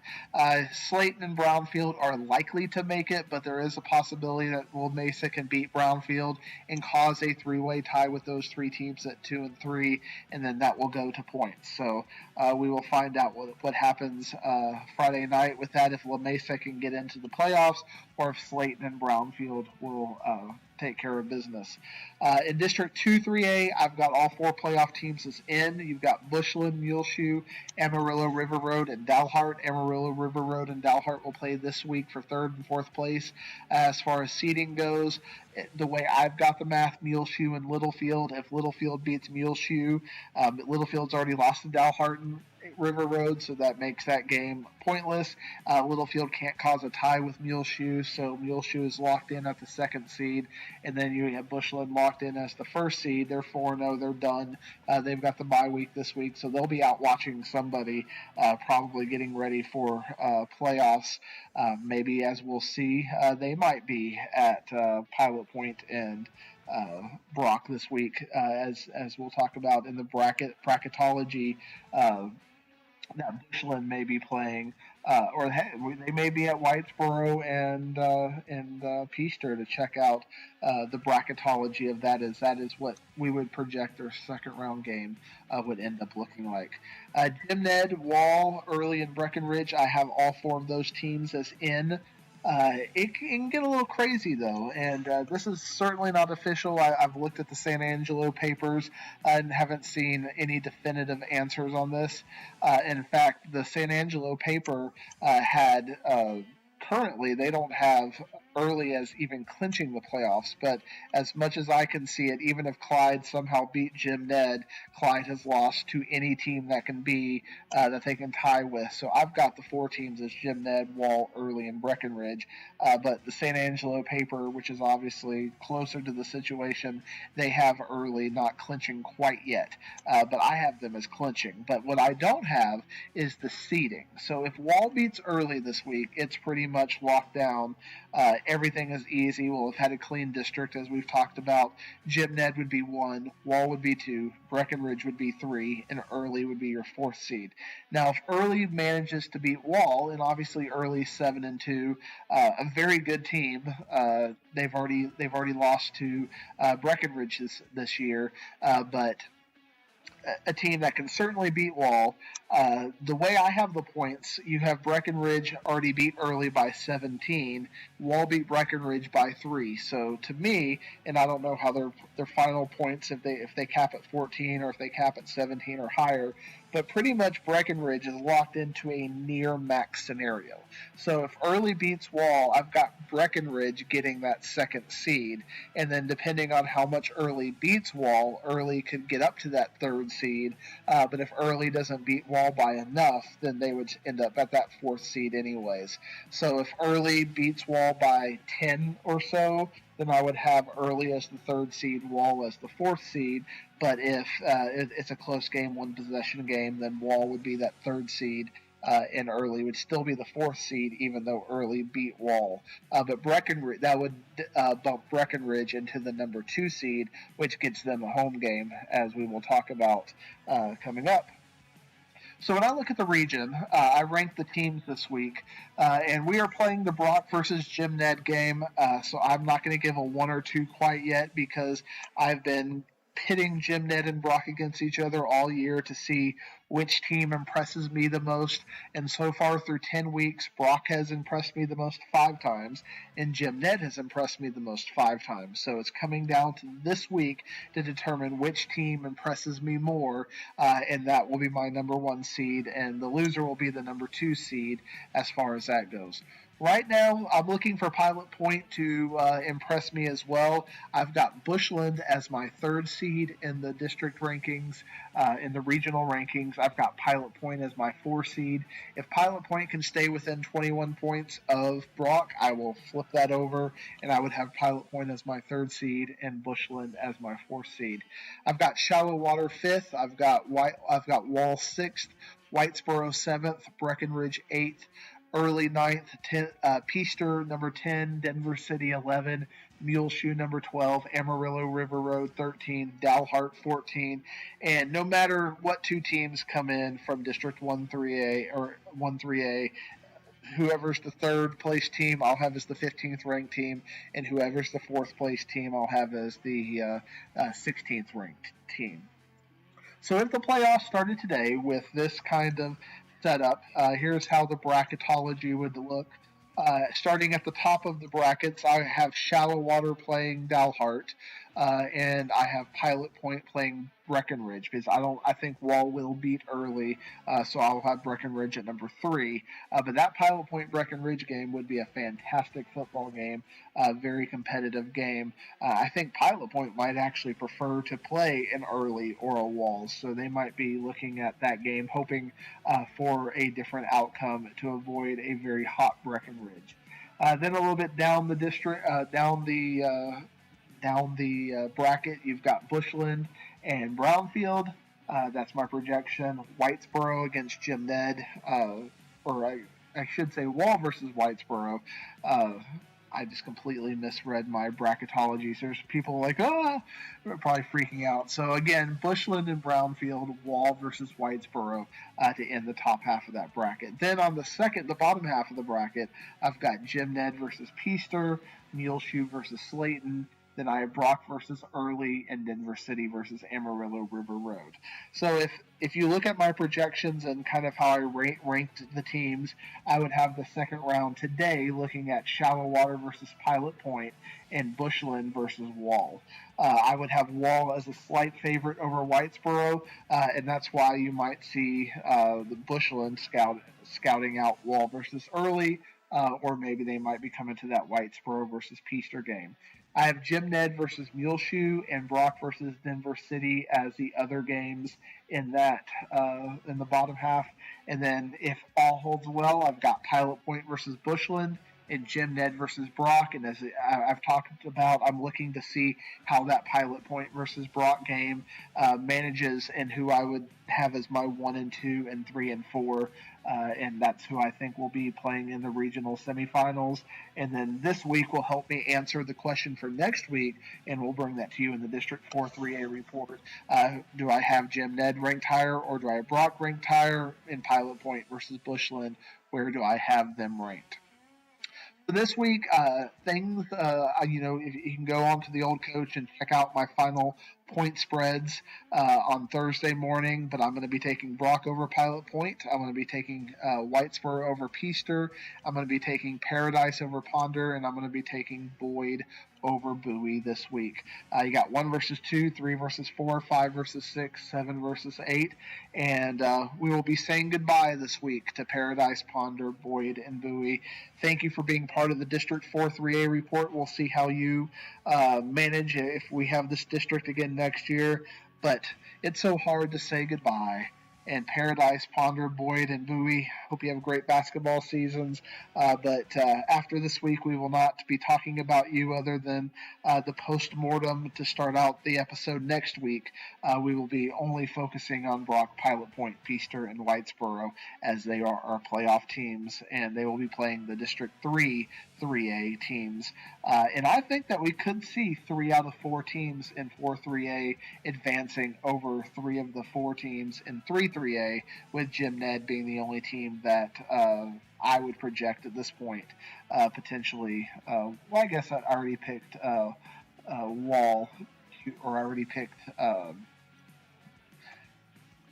Whitesboro to lose this week, so we'll see. But I think that Whitesboro, that's what I'm going to go see, though. I'm going to see if they can compete with a team like Wall in the first round of the playoffs.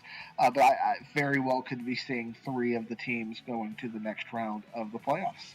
And we'll definitely be cheering for the District 4 3A teams to continue as far on, because this show, as long as we have 1 team in the playoffs, we will have the District 4 3A report.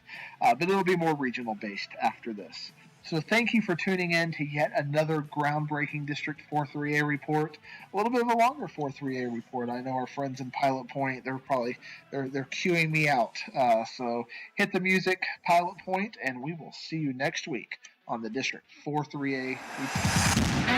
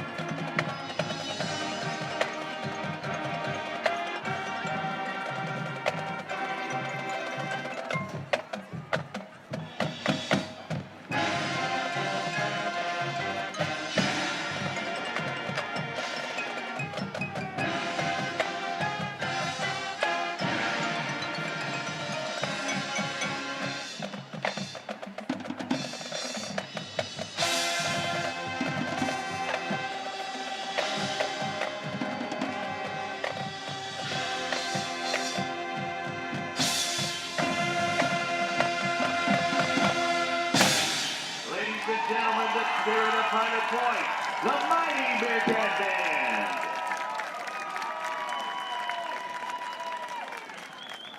Tonight we'd like to honor our seniors by playing the school song for them. They will take their hat off and leave in spot, signifying their place in the mighty Bearcat Band. So would you please rise for the playing of the Pilot Point school song and the fight song.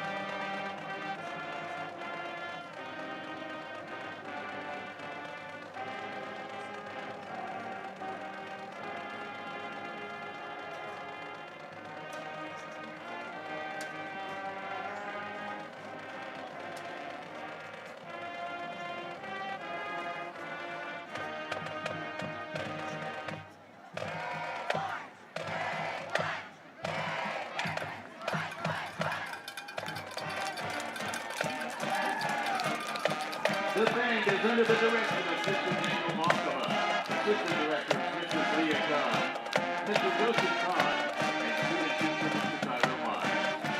The Mighty Bearcat Band performed at the UIL State Heartbeat Contest for the first time in 20 years this past Wednesday in San Antonio, Arizona.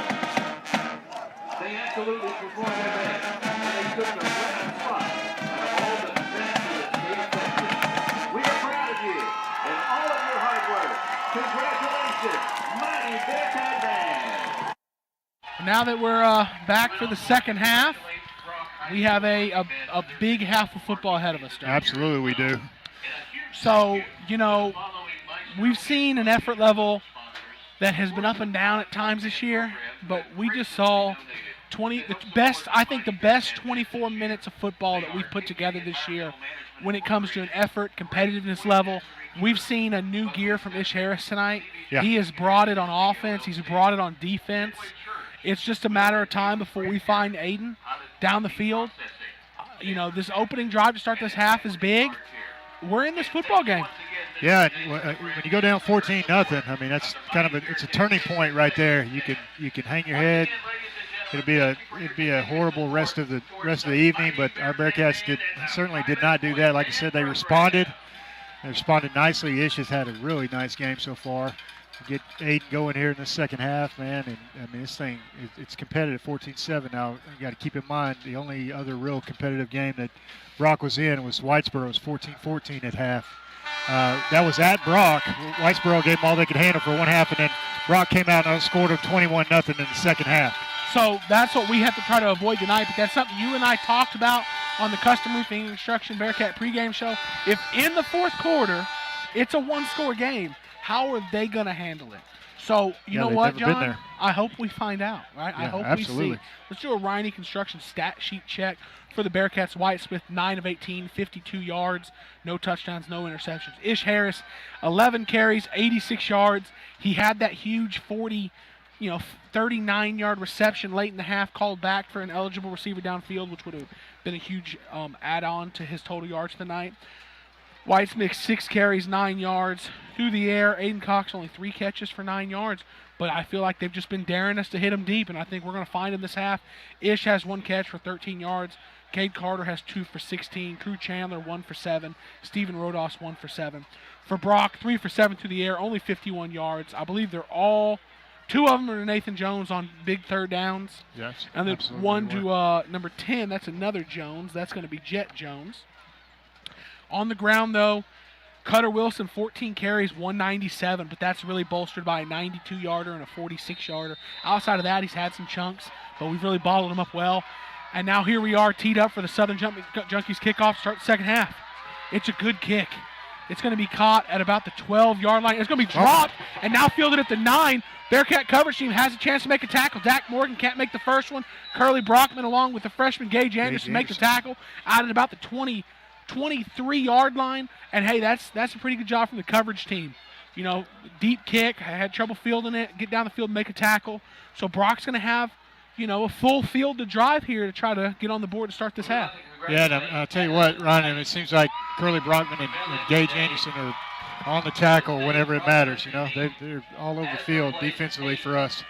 Team totals, 275 yards of offense for Brock, 147 for the Bearcats. First play for Brock is going to be Cutter Wilson carried to the right side. The edge. No, what Ish Harris is going to cut him off, and Cutter Wilson cuts inside, but Ish Harris is able to drag him down. Good play design. They must have seen something in the half because there was nobody over there. Yeah, they sent pre-snap motion back towards our side, and it really enabled them to get the edge quickly with Cutter Wilson. And as we've seen, when he gets open field, man, he really turns on the Jets. Going with tempo now. Bearcats jump off sides. They have a free play. Take it deep and they're going to run right by the deep. Oh, Ish Harris gets there on perfect timing. Lays a hit on the receiver. Can't bring it in. Incomplete. I think it was That's a lot. Do you see any yellow on the field? Because I don't. Oh, I thought they had a free play. They thought they had a free play. We thought they had a free play. We didn't quit on it. Ish Harris puts a big hit on the receiver. Doesn't allow him to catch it. 2nd and 10 here. Caught a break there. No advanced care penalty. It's been a pretty clean game so far except the one on the Bearcats. I can tell y'all Brock was not happy about that call. Yeah. I saw the movement. I didn't actually see where he ended up on, but, I mean, there was movement. But if it's not across the line of scrimmage, he's allowed to move. 2 receivers left, 1 right. Cutter Wilson in the backfield next to Moody. Moody takes a snap, and he's going to keep it, try to get the edge. And the Bearcat defenders keep him from tiptoeing through the hole. He had some space, but he couldn't get loose, so he gets out for about 6 yards. Going to set up a 3rd and 4 here for the Eagles. Another Curly Brockman tackle, as expected. Forced him to keep that, didn't allow Cutter Wilson to get the edge, so he kept it and tried to kind of follow him and get, caught a little bit of a hole there, but could never really open it up. So it's going to be 3rd and 4 here. Jet sweep motion from right to left. Snap's going to be a rollout right to pass. Out in the flat, caught.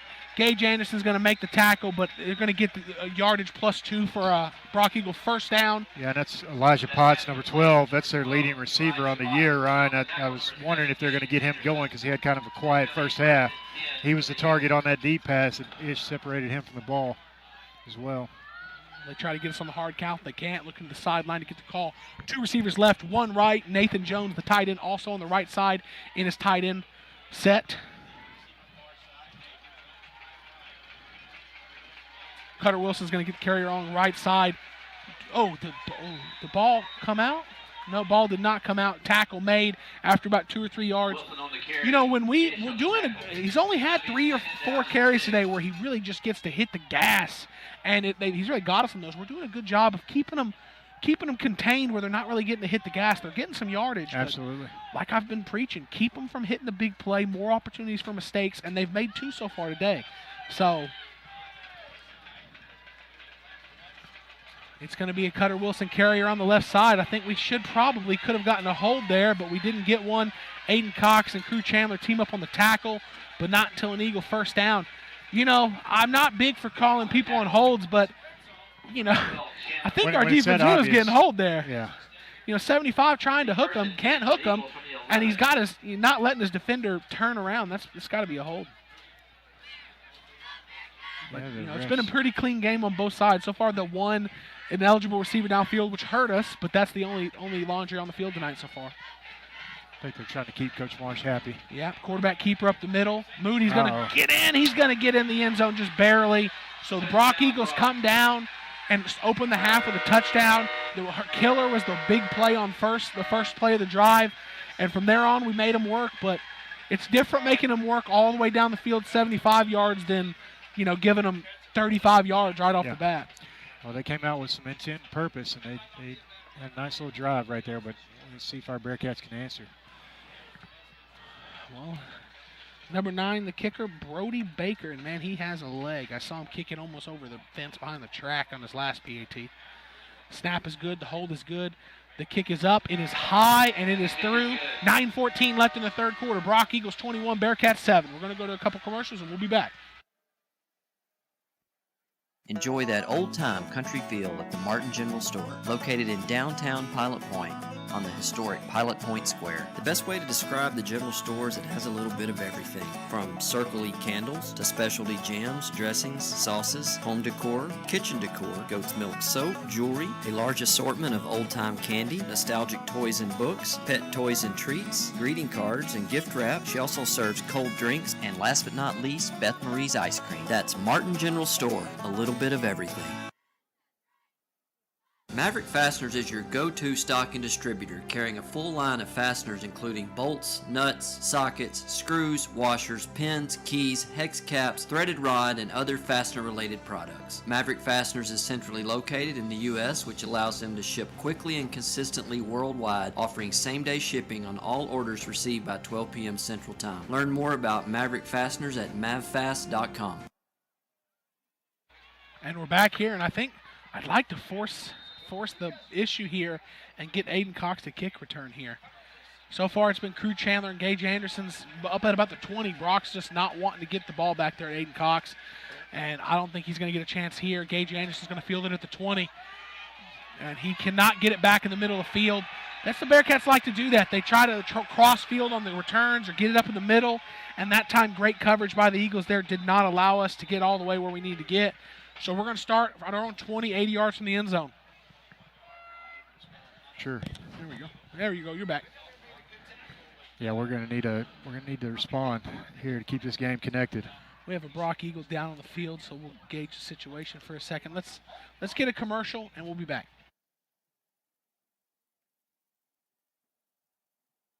Whenever practice is over and I get home late, the first place I think of is Nick's Italian. You can go to Nick's Italian or you can call it at 940-686-2520.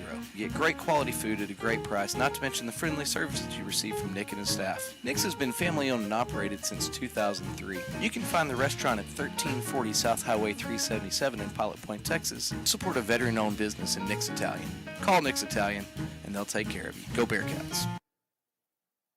Curtis and Holly Peacock are proud supporters of Pilot Point ISD. Peacock family wants to wish all students in the Pilot Point ISD a great 2021-22 school year and encourage them to continue making our community proud. The success of our school district is a true reflection of the quality of students here in Pilot Point. It is always a great day to be a Pilot Point Bearcat. And we're back here, 9:11 left. So Brock, just like they started the game, a touchdown on their first possession. They have started the second half with a touchdown on their first possession, and now we're sitting here with it's our turn to respond to that. Try to still keep this one competitive. Yeah, absolutely. Brock came out and landed a big body blow there in the middle rounds. We need to stay on our feet here and stay connected. That's right. 2 receivers right, 1 left. Ish Harris next to Wyatt Smith. False start on the Bearcats. Advanced vet care penalty. I have a feeling that one's going to get blamed on big number 70, but I have a feeling it would have been a pre-snap motion there because Ish Harris was never set when we started our jet sweep motion. Yeah, we had Stephen Rodos in motion as well. Yeah, so I think we would have ended up having an illegal shift anyways. But number 70, Ryan Ronnie, did jump there.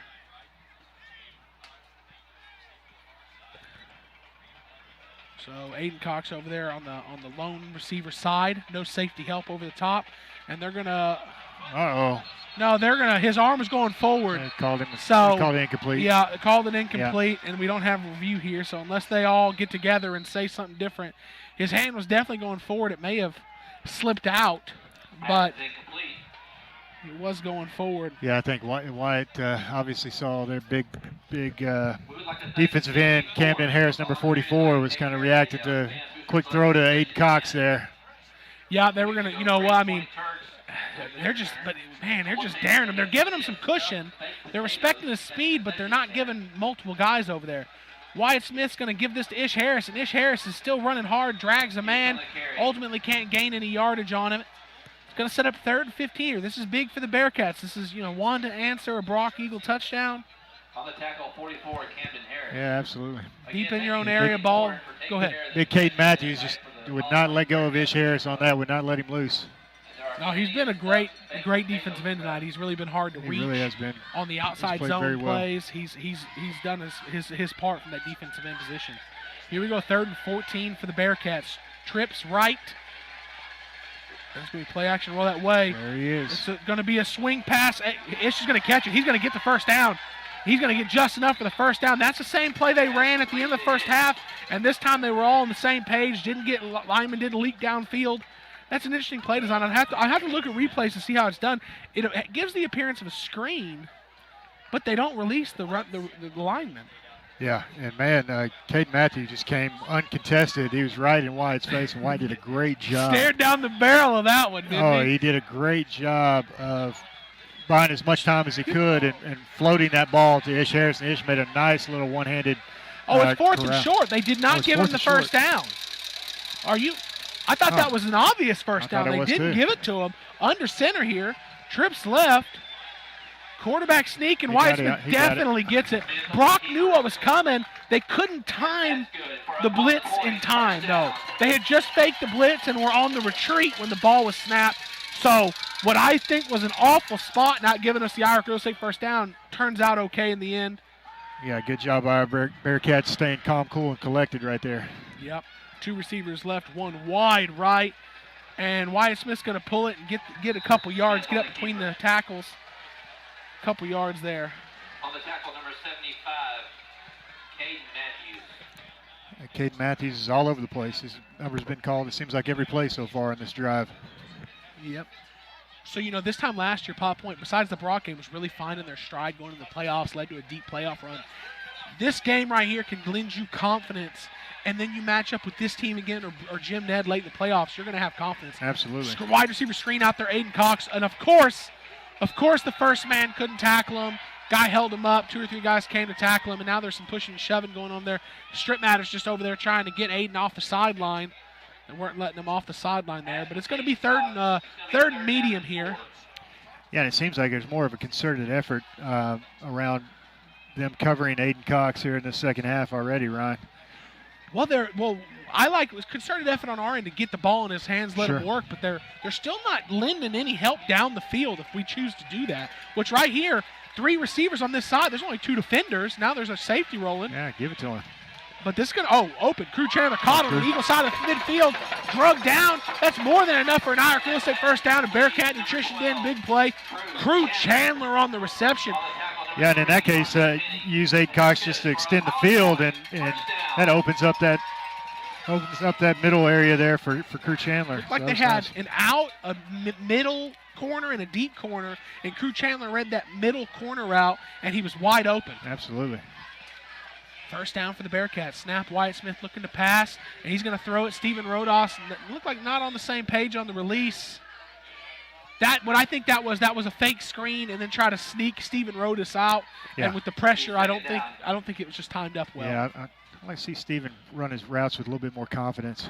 Well, we saw. If I can read Coach Marsh's hand signals and sign language correctly, Rodos should have went up the sidelines. Yeah. Yeah, we feel like that was probably that we've been running that wide receiver screen. That was the fake screen and trying to sneak Rodos out down the sideline. But 2nd and 10 here, snap. Ish Harris is going to get the carry, going to pick up a block, and he's going to get some yardage. 40, breaks a tackle, takes 3 Eagles to bring him down, but not until he gets across the line to gain. First down, Bearcats. Another Irish Real Estate first down. And I'd have to say, I'm going to Riney Construction stat sheet check. That puts Ish Harris at 99 yards on the night with lots of football left. This is the type of night we knew we were going to see for him if we wanted to keep this one competitive and have a chance to win. And, 6:20 left in the third quarter. This is still a game, and with the touchdown on this drive, if the Bearcats can finish it, this is a heck of a game. Absolutely, and Ish has been running with purpose tonight. Love to see it. Absolutely. Right time of year for it. Snap, and they're going to look. Aiden Cox. Oh, man, what an acrobatic catch. Timing was a bit off, but he uses that 6'2" frame, off balance, sticks those arms out there and brings it in. Yeah, Wyatt had to release that a little bit quicker than he would have liked. And great adjustment, like you said, from Aiden to corral that thing as soon as he turned from his route. Yeah, I love it. Man, our super wide splits here lead to a lot of space on the field if we can get the ball out to somebody like Crew Chandler. Snap. This one's a corner route to Cade Carter, and that's going to be a Irish Real Estate first down. Bearcats on the drive here in the third quarter, trying to bring this one back to 1 score. Love to see us getting a tight end involved. That was great. Wyatt Smith just seems to be on the money tonight. He's caught some ball. Cade Carter's caught his fair share of balls tonight, but he's been targeted with purpose tonight in that seam, in that tight end position down the seam in those curl routes. I love that they're targeting him with purpose. 2 receivers left. Ish Harris to Wyatt Smith's left. Ball on the left hash as well. Lots of space to the right side of the formation, and they're going to try to run that way. Ish Harris not really going to get any forward momentum, but he's going to get about 2 yards. That's what we've been seeing tonight. Any time that he really gets some steam going, he's been just hard to tackle. That time wasn't able to get any momentum going. Yeah. Similar case on the other side with Cutter Wilson. You see that in between the tackles been some tough sled, but once they get out in open field, man, they're tough to corral. Yeah, Ish Harris right at 100 yards of rushing tonight. Lots more yardage needed from him tonight. Wyatt Smith's going to roll out right to pass. Receiver fell down. Cade Carter fell down on the route, and it's going to be incomplete, setting up a 3rd and 9. Ball is going to be at the 21-yard line of the Eagles. 39-yard field goal from here. Not that should be on the mind, down 14. Yeah, absolutely. Huge 3rd down coming up right here. 0. In halftime, Whitesboro 39, Easter 0. Really want to figure out some way to get the ball in number 1's hands here, right? 2 receivers left. He's on the closer side to Wyatt Smith. They're going to roll his way. Oh, they have a man. Aiden Smith in the end zone goes up. Can't bring it down. Oh, my. He jumped a little early there.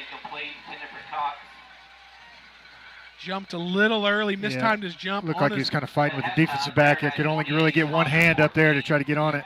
On his way down, he was able to get a hand on it, but it was just one hand, not going to work. And Coach David's mindset's coming out, kind of what I was thinking. Down 14, not necessarily wanting to kick this field goal here. So we're going to call an offensive play. You know what? I mean, it's an easier throw for Wyatt Smith to that narrow side, not as many yardage, doesn't have to hang up as long. But there's so much green on this side. Seems like we're staying away we're from going to give Ish 75. Harris there. He's going to stroll in. There he goes. That same play call. Ish Harris strolls in for a Pellsville Printing touchdown. 4:17 left in the third quarter. Bearcats pull within one possession. This is a ball game here, folks. Absolutely. You saw what I saw, Ron. There's a lot of green on this side. I thought we were just doing that on purpose to stay away from 75 because we knew he was coming, and he's kind of shutting down that side of the field in the entire drive. But it was a great play call. Exactly what Brock did to us on their opening play the last drive. Let a lot of green on one side of the field, ran at it, exposed it. We did the same thing. Nick's Italian PAT snap is high, but there's a flag. This is going to be offsides on Brock, so all this doesn't matter. That's a penalty, too. You cannot do that. The flag comes out on that. You can't fumble forward like that. So they're going to return it, but that's not going to count. Yep. Simmer down. You're going to have offsides on Brock, and then you're going to have an illegal. You can't push a fumble up the field. Yeah. So definitely going to be two flags there. We're going to take the offsides and move this one a half the distance to the goal, and then we'll have an opportunity to go for two or just try to make it a 7-point game. Yeah, it was a high snap right there, and we couldn't corral it.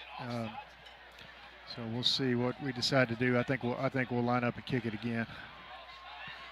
I mean, you have all the faith in the world in your kicker, but I mean, get them half the distance to the goal. Well, I don't think if you're going to do that, Ish Harris isn't ready. He's over here on taking the seat, resting up after that touchdown, getting ready for defense. So they're going to move it just a little bit closer, and we're going to hope this snap goes a little better. I've never noticed. Has he been the snapper all year? Crew Chandler snapping, yeah. Man, we had a smaller deep snapper my junior year, but not Crew Chandler small. He still played center for us. He was just, I guess when his two guards were 280, 290 apiece, 180 is skinny. Well, another high snap happened again, and this time the Bearcats are able to fall on it, so now you just should have went for two. But hey, I mean, you hadn't had these snap issues all. Yeah, you hadn't had these snap issues all year. We're going to go get a commercial break, and we'll be back for the kickoff. Hi, I'm Greg Pelzel. Here at Pelzel Printing, we do custom embroidery, custom screen printing, and promotional product. You can reach Greg Pelzel at 940-453-5443. Go Bearcats. Point Bank is proud to support the Pilot Point Bearcats 2021 football season. Open your real free checking account with Point Bank and show your Bearcat pride with a Point Bank school logo debit card, custom designed with the Pilot Point High School logo on the front. Visit pointbank.com to know more. Point Bank. Your neighbors love us. You will too. Member FDIC. Pilot Point Feed Store is a locally owned, family-run business built on service. Established in 2003, the Shawn family's experience, knowledge, and exceptional customer service is unmatched. Pilot Point Feed carries a large selection of feeds for all types of animals. While you're there, be sure to visit the retail department and boutique, offering name-brand clothing like Double D Ranch and Tasha Palese. They also have ranch supplies, deer feeders, cooking grills, home decor, furniture, gifts, and much, much more. Pilot Point Feed, more than just a feed store. And here we are getting teed up for the Southern Junkies kickoff. It's a game here, 4:17 left. Nobody told the Bearcats that they just were hoping to keep it within 3 scores. They expect to come out here and try to compete for this district championship. Yeah, it was a great answer, great drive by our Bearcats on that last drive. Alejos with the sky kick over, going to be caught at about the 20, and a chance for a return, overrun the first one. We finally do bring him down there. It looks like that might be Caden York. 49, Caden York on that tackle. Yeah, and Crew Chandler was also involved, and looked like Dak Morgan was in the vicinity as well. Good to see Kel Martin back in uniform on the field 2 weeks ago in the hospital with the MRSA. Last week not playing, but on the sideline this week back in uniform covering kicks. Good to see. Absolutely. So here we go. Get this team completely healthy. We're going to be dangerous. Yep, this is 2 receivers left, 1 right. Nathan Jones tight end right. Cutter Wilson next to Moody. Jet sweep motion, right to left. And they're going to do exactly what they did on the beginning of the last drive. Curly Brockman and Caden York team up and bring Tyler Moody down for a loss. So they tried to do what they did on the first play last drive. Motion away, leave that side of the field empty. This time they couldn't get the edge, and they end up losing a yard on the play. Yeah, we had it snuffed out, and Aiden Cox is on that side as an end, and there's no way they were going to get outside of him. He did a great job stretching it, and then like I said, Caden York got there, and Curly Brockman. All right, trips left for the Brock Eagles, and they're going to snap, and they're going to drop back to pass. Moody's going to, ball batted down. Yeah. Who else? Aiden Cox bats the ball down. Going to set up a 3rd and 11.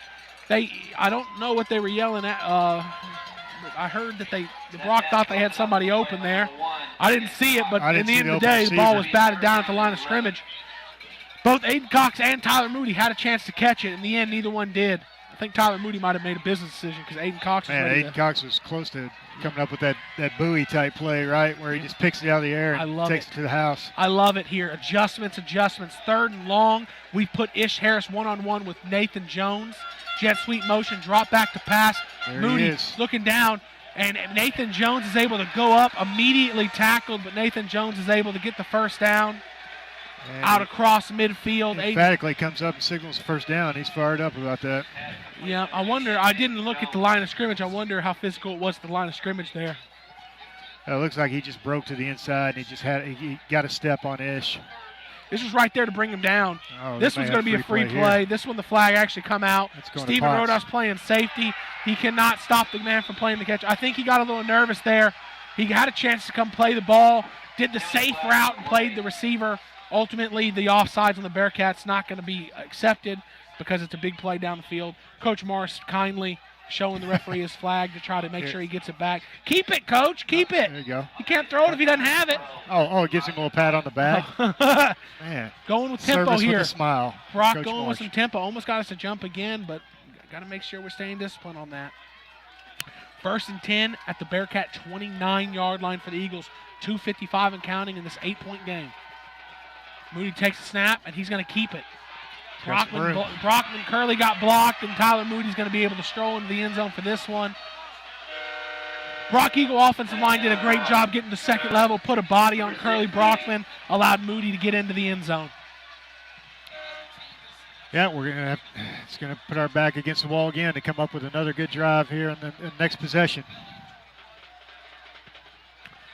The Bearcats all year have shown the ability to answer in close games when they need to, right? The only game that they didn't show the ability to answer was Gunner, but it really wasn't a close game, Absolutely. Yeah, we've been impressed with their resiliency. Fumbled snap. They're going to roll out right, and this isn't going to go anywhere. So this is going to bail us out. That helps. So this is ultimately going to bail us out because now it's still 2 scores, but instead of being 15, it's now still a 14-point game, so you're not pressured into going for 2. That being said, let's get a commercial and come back for the Southern Junkie kickoff.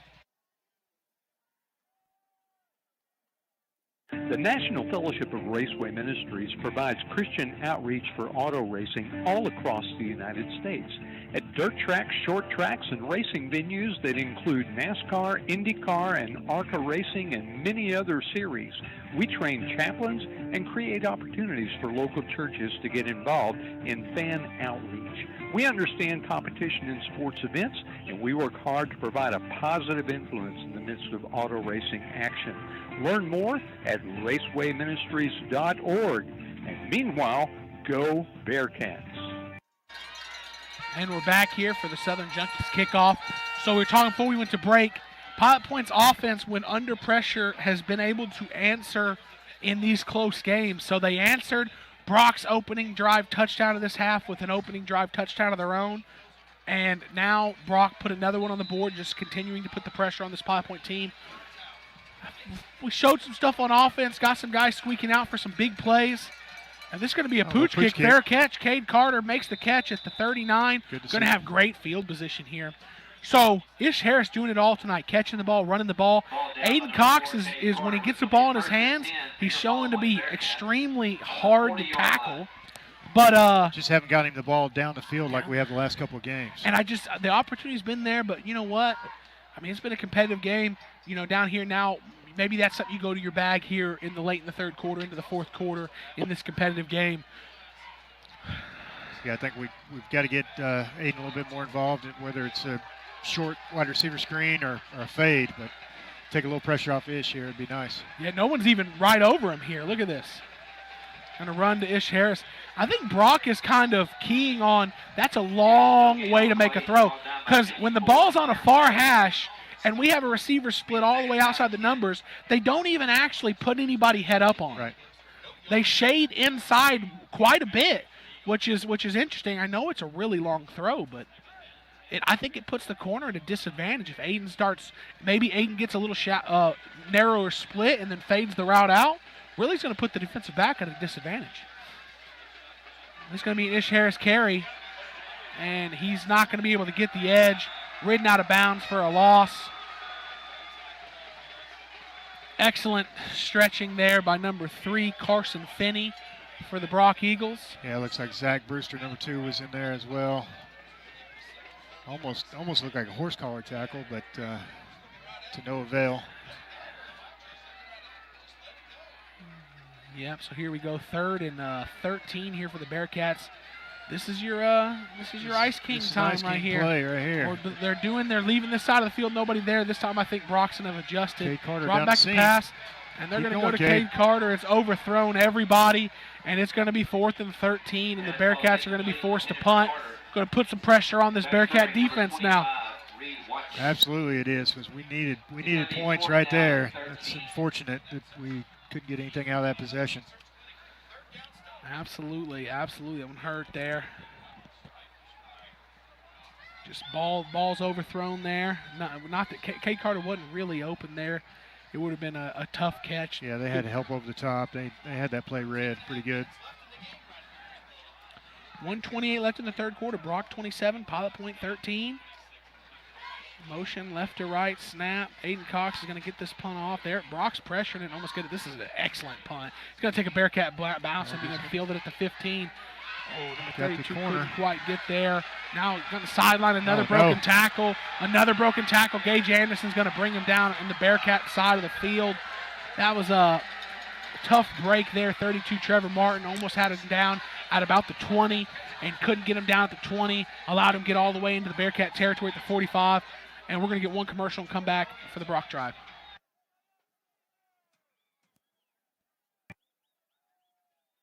Riney Construction has been in the business for over 20 years. They offer an extended array of custom barns, buildings, fencing, and barn dominiums. Custom work by Riney Construction is full service. From design to completion, they ensure your vision becomes a reality. Riney Construction provides free estimates for your metal building or fencing project. Contact Riney Construction to turn your project on paper into a beautiful barn, shop, home, or fence at allenrineyconstruction@gmail.com or call Allen at 940-367-4698. First play of the drive was a Cutter Wilson carry. It looked like we had some momentum slowed, but he was able to just keep running, get around the edge, and got about 6 yards on first down. Going to set up a 2nd and 4. Bearcats real anxious to get off the ball. Almost jumped and got back, though. Yeah, so that's not going to burn us, but, man, it already burned us once. Gave them a free play, which allowed them to get some big yardage on. 2 receivers right, 2 left. Snap. Fake handoff. Moody's going to keep it. And stiff arm, can he get him away from him? Can't get away from Ish. Ish is able to hold him up just long enough to allow defender Colin Lynch to get there to help him get him out of bounds. Good tackle by Ish Harris. It's going to be short of the line to gain by about a half yard, it looks like. Let's see what the spot they give him. It certainly looks short. Let's see. Well, they put the nose. They're going to give it to him. Yeah. They don't like to measure. And they didn't do that for us earlier. Man, I couldn't believe when we come back and they were at 4th and 1. But nonetheless, it would have set up a 3rd and an inch, but instead it's going to be 1st and 10. Yeah, I thought they clearly had to get past the 35, but knows the football is just barely maybe on the 35. 2 receivers left, 1 right. Nathan Jones tight end right. You know, I think they saw him in the NFL. They started trying to do the initial down markers on just whole yard lines to make less measurements, and maybe they're doing that here. Yeah. Cutter Wilson carry the left side, not able to set the edge effectively, but corner comes up. Crew Chandler, it's going to slow his progress, get him out of bounds. About 5 yards on the carry. It's going to be 2nd down and 5. That's where you're missing Alex Puga right now. They're really, in his absence, filling in, next man up, doing well, but Alex Puga really does an excellent job of setting that edge and stretching. Yeah, he's sorely missed right now for sure. Guys, up until this week, though, he's been out. This is a few weeks he's been out. Up until this point, hadn't really felt the presence. We've had good guys get in there and step up. Could use him tonight, though.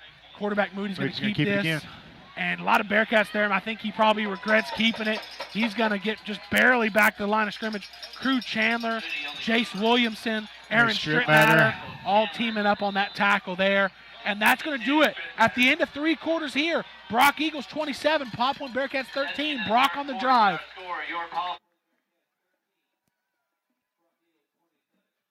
Puzzle Barbershop and Salon and Southern Junkies has been home of the Bearcats since 1973. Whether you are looking for a classic crew cut or the perfect game day outfit, we have you covered. We carry a few fan favorite brands including Hey Dude Shoes, Judy Blue Jeans, Z Supply Clothing, and Orleans Candle Company. Come check us out on the north side of the square in downtown Paula Point or online at www.southernjunkies.com, and that is junkies with a Z. And don't forget, go Bearcats! I heard Breckenridge. And we're back here. Let's do a Pilot Point Pilot Point feed out of town scoreboard. Yeah, Ron, we got a couple of finals around West Texas. We got early beat Wall 24-14. That's going to affect the playoff implications. I'm off on. I guess I didn't listen to Professor Diggs close enough. I thought we were going to be playing Breckenridge really regardless. But now I'm questioning that with early beating Wall. I don't know what's going to happen. Yeah, Breckenridge won tonight 61-0. So I've heard that Breckenridge has really caught fire lately the last couple weeks. So I think getting early. I don't know who. Yeah, I think we might get early. Here we go, 3rd and 5 for the Eagles. Drop back to pass. They're going to throw a jump ball to Nathan Jones. Oh, what a catch. And he brings it in one-handed. Jace Williamson on the carry. I'm hearing a bunch of whistles. I hear a flag. Ineligible man downfield on the Brock Eagles. Going to take a touchdown off the board. Back them up 5. Going to set up 3rd and 10. That's a pretty risky. Excellent play by Nathan Jones. One-handed catch. Brought it in. Jace Williamson trailing him. Yeah, I think Brock has seen that our Bearcats have gone to more of a pressing defense here, and we're kind of had the safety vacate the middle of the field, and so they're trying to get Nathan Jones down one of the seams. And one-on-one situation with the 6'6" guy, he's gonna win that in most cases. Well, he took a heck of a catch though, one-handed. He sure did. So it's gonna be 3rd and 10 here. Gonna move Nathan Jones from the left to the right. They're looking his way. Pressure. Nathan Jones falls. Nowhere to go. Moody sails it up. Gonna throw it away out of the tackle box. Back to the line of scrimmage, 4th and 10. I don't know if they were trying something special there and it didn't work out. I was expecting some kind of middle screen the way he was rolling out so fast. And the way the Bearcat pass rush was after him. Yeah. 4th and 10 here, so no man land. I just don't feel like I don't know. It's interesting. You're up 14. Yeah, they certainly look like they're going for it. They're just considering the play. Here we go. So this is a big play. Brock had a touchdown taken off the board due to an advanced care penalty. Huge play for our Bearcat defense right here. 4th and 10. 2 receivers right, 1 left. Nathan Jones tight end left. Drop back to pass. Looking his way. Aaron Strittmatter trying to put some pressure. Going deep. Colin Lynch in coverage. Falls harmlessly to the turf. A turnover on down to the Bearcats. Good job, defense. 11:38 left in the 4th quarter. Brought to you by the Peacock family. Bearcats coming back to try to get within 1 score. Connect your life to the world with Speed of Light broadband. In the age of information, the internet is no longer a convenience or luxury. It is an essential element of the human experience. The internet has changed the way we think about and interact with the world. At Speed of Light broadband, we unite communities to this universe of information through fixed, high-speed wireless broadband connections. Speed of Light broadband's internet service is faster and more reliable than DSL or satellite connections. Speed of Light broadband. We bring your home and your community into the digital future. First down, wide receiver screen. Aiden Cox catches it, and he's just going to prove over and over, one man is not bringing me down. Throws him down.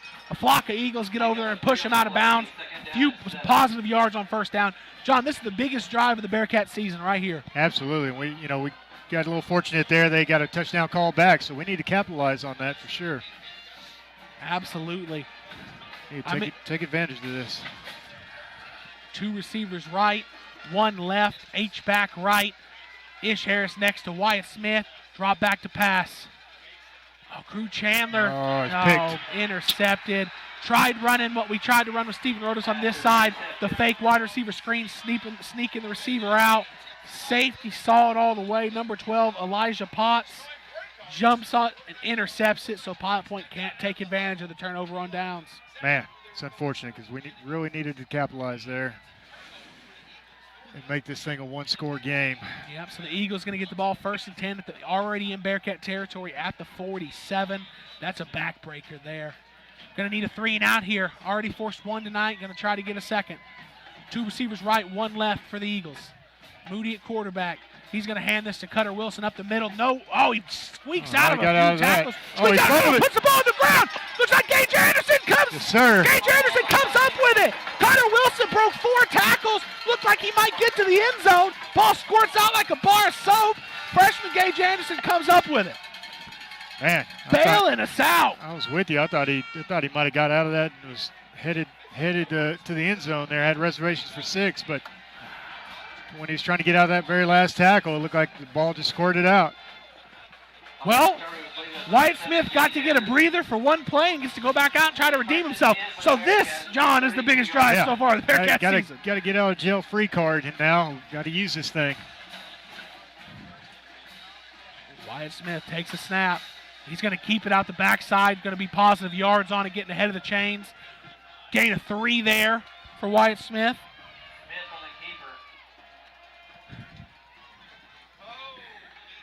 All right, 2nd and 7 here. 11 minutes even on the board here.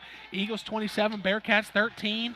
Very much in this ball game, especially with a score here. Yep, moving Aiden Cox back down to his near side. Ball's in the center of the field. This is definitely a reasonable throw. I like the matchup over here. They are rolling the safety back. Cade Carter in the flat. Going to catch it and be immediately taken down. They are going to give him 1. Okay, positive yards on the play. Yeah, I just like the matchup down here on this near side with the Ice King and number 25, Reed Watkins for Brock. Well, at least let's challenge it. You know, we have. Absolutely. I mean, we've been so close. We've only tried to stretch it down the field with him 2-3 times. Every time has been extremely close. You keep giving him chances, he's going to come through. We're rolling out his way. There he is. Beautiful throw. Caught. Steven Rodas is going to get it up to the 50. Irick Real Estate 1st down. Finally, he got lucky. The ball stripped from him. Number 12 or 25 there, Watkins, I believe, took the ball from him, but the referee said Rodas was already out of bounds. Got lucky there because 25 looked like he wasn't even trying to tackle him. Yep. I'm going to try to push you out of bounds and take the ball from you, and that's what he did. But luckily we were out of bounds. Irick Real Estate 1st down at the Bearcat 49-yard line. I thought White had Aiden or Rodas open on that play. Well, it would have been one-on-one Aiden with his guy. Steven Rodas was wide open. Yeah, absolutely. I like the decision, especially on 3rd down. Snap. Ish Harris is going to get the carry. Here he goes. Get the hole. Takes a couple Eagles to bring him down, but not until he gets 5 yards on the carry. Riney Construction stat sheet check has Ish Harris at 102 yards on the night. That's just rushing. He also has 48 yards through the air.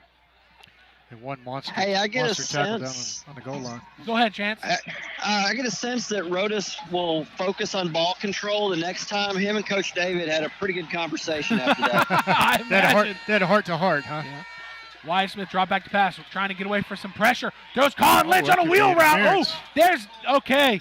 You know what? I that was definitely some interference, but I will have to say the referees have been consistent tonight. They've let quite a bit go.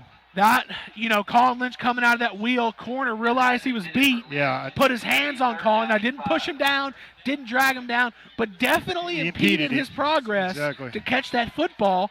And, like I said, the referees have been consistent, but I don't know if that's good if you're consistently missing calls, Yeah, that's a tough one. I thought it really made a difference in the route. Yep. Line to gain is the 39 or 41-yard line. Wyatt Smith drops back to pass. Screen to Crew Chandler. He's going to catch it. Dak Morgan's got there picking up a block. That's not going to be enough for the first down. Line to gain was going to be the 41 of the Brock Eagles. Ball's going to be spotted at the 42. Going to set up a 4th and 1 here for the Bearcats. We'll see if we go back to the quarterback sneak where we try to draw them off to begin with, get them off balance. Well, everybody in the building knows what's coming, and that's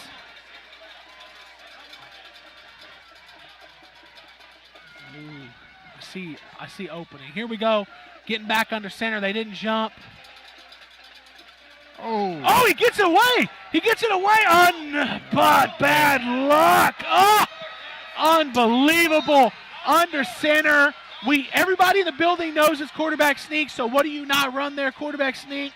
Wyatt Smith coming out from under center. Yeah, I couldn't tell if Wyatt, if he got stepped on by the guard or what, but he just kind of was falling down. It was a miracle he got the ball to Ish Harris. He got the ball to Ish, but then the momentum of the play had already been stopped, and they had plenty of guys in our backfield to stop Ish Harris on that. Brutal. Defense is going to have to step up again, though. Force another Bearcat turnover. Maybe Aiden Cox can catch a swing pass and take it for 6. Absolutely. We need a Aiden Cox or Gage Anderson pick 6 here. Cutter Wilson carry left side. Ish Harris is going to have to try to track him down and push him out. He does after about 9 yards. They may not give us the opportunity. They may stick to the ground and pound. It looks like guys, I got some information for you. Reached out to Diggs, and he said that the way he has it, we're looking at early. Early? Yep. Okay. Yes, sir. Well, that throws off my next week's guest for the Custom Roofing and Construction Bearcat pregame show, but that's no big deal. We'll find somebody. We'll find somebody with early ties. Early ties, yeah. Here we go. 2nd and 3 here. Snap, handoff, Cutter Wilson. Ish Harris comes up, puts a big hit on him, knocks him backwards, keeps him from getting the first down. Going to set up a 3rd and short. Ish Harris is coming to play tonight. You know, sometimes coaches will gripe at you there for trying to make too big of a hit, but I tell you what, Ish made the big hit, and then he wrapped him up and brought him down, so it's hard to complain about that. 3rd and short here in the shotgun. 2 receivers left, 1 right. Hard count, check. Nobody jumps. Getting the call from the sideline on this 3rd and short. We got to be leery of them going back to the Nathan Jones down the seam play, Ryan, because we vacated the middle of the field here. Well, it's going to be a run. Tyler Moody. Oh, he barely escapes it. Gage Anderson, shoestring tackle, saves a touchdown. Sure did. Man, looked like we had Moody bottled up, and he saw a hole and shot through it. And then it became Gage Anderson saving 6 points here. But you know what, John? Saving that 6 points right there makes Brock snap the ball at least one more time. That's at least one more opportunity for a mistake. It's a chance for a mistake, for sure. Make them run as many plays as possible. Something good's bound to happen for our Bearcats.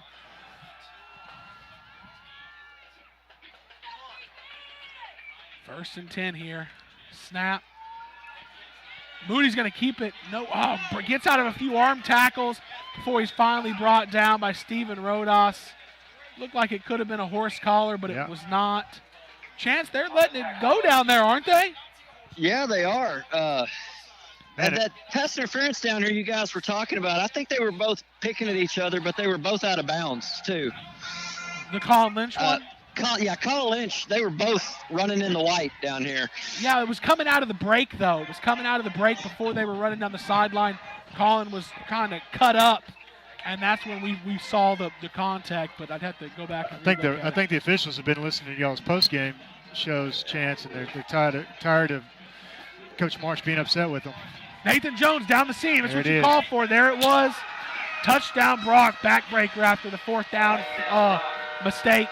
Yeah, man. I just figured as aggressive as we have been and vacating that safety in the middle, is bound to set that play up again sooner or later, and Brock dialed it up at the right time.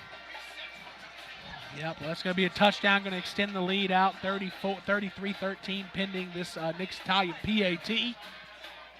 We're going to go to commercial after this kick and come back and talk what we're going to need to see on this next offensive drive. Snap, hold, Kick is up, and it is good. Eagles 34, Bearcats 13, 6:29 left in the fourth quarter, brought to you by the Peacock family. Sunset Pools of North Texas helps people build custom pools for their perfect backyards. Even if the perfect backyard includes an outdoor kitchen, fire pit, or more, Sunset Pools of North Texas does it all. Shane Blagg, the owner, is a proud Bearcat alum who has built pools in the Pilot Point area for over a decade now. Good luck to the Bearcats this season from Sunset Pools of North Texas, where your backyard dreams become a reality. You can visit Sunset Pools at sunsetpoolsntx.com. That's sunsetpoolsntx.com. In 2014, Uppercut Granite was founded with the mission to provide the highest quality fabrication and installation services to home builders, homeowners, and commercial contractors in the DFW and southern Oklahoma areas. With more than 50 years of combined experience in the countertop fabrication industry, the partners of Uppercut Granite possess the skills and expertise necessary to complete even the most difficult projects. Visit Uppercut Granite showroom at 1235 JC Lane in Pilot Point, Texas, or call 940-765-3525 to schedule an appointment. Go Bearcats. And here we are with the Southern Junkies kickoff.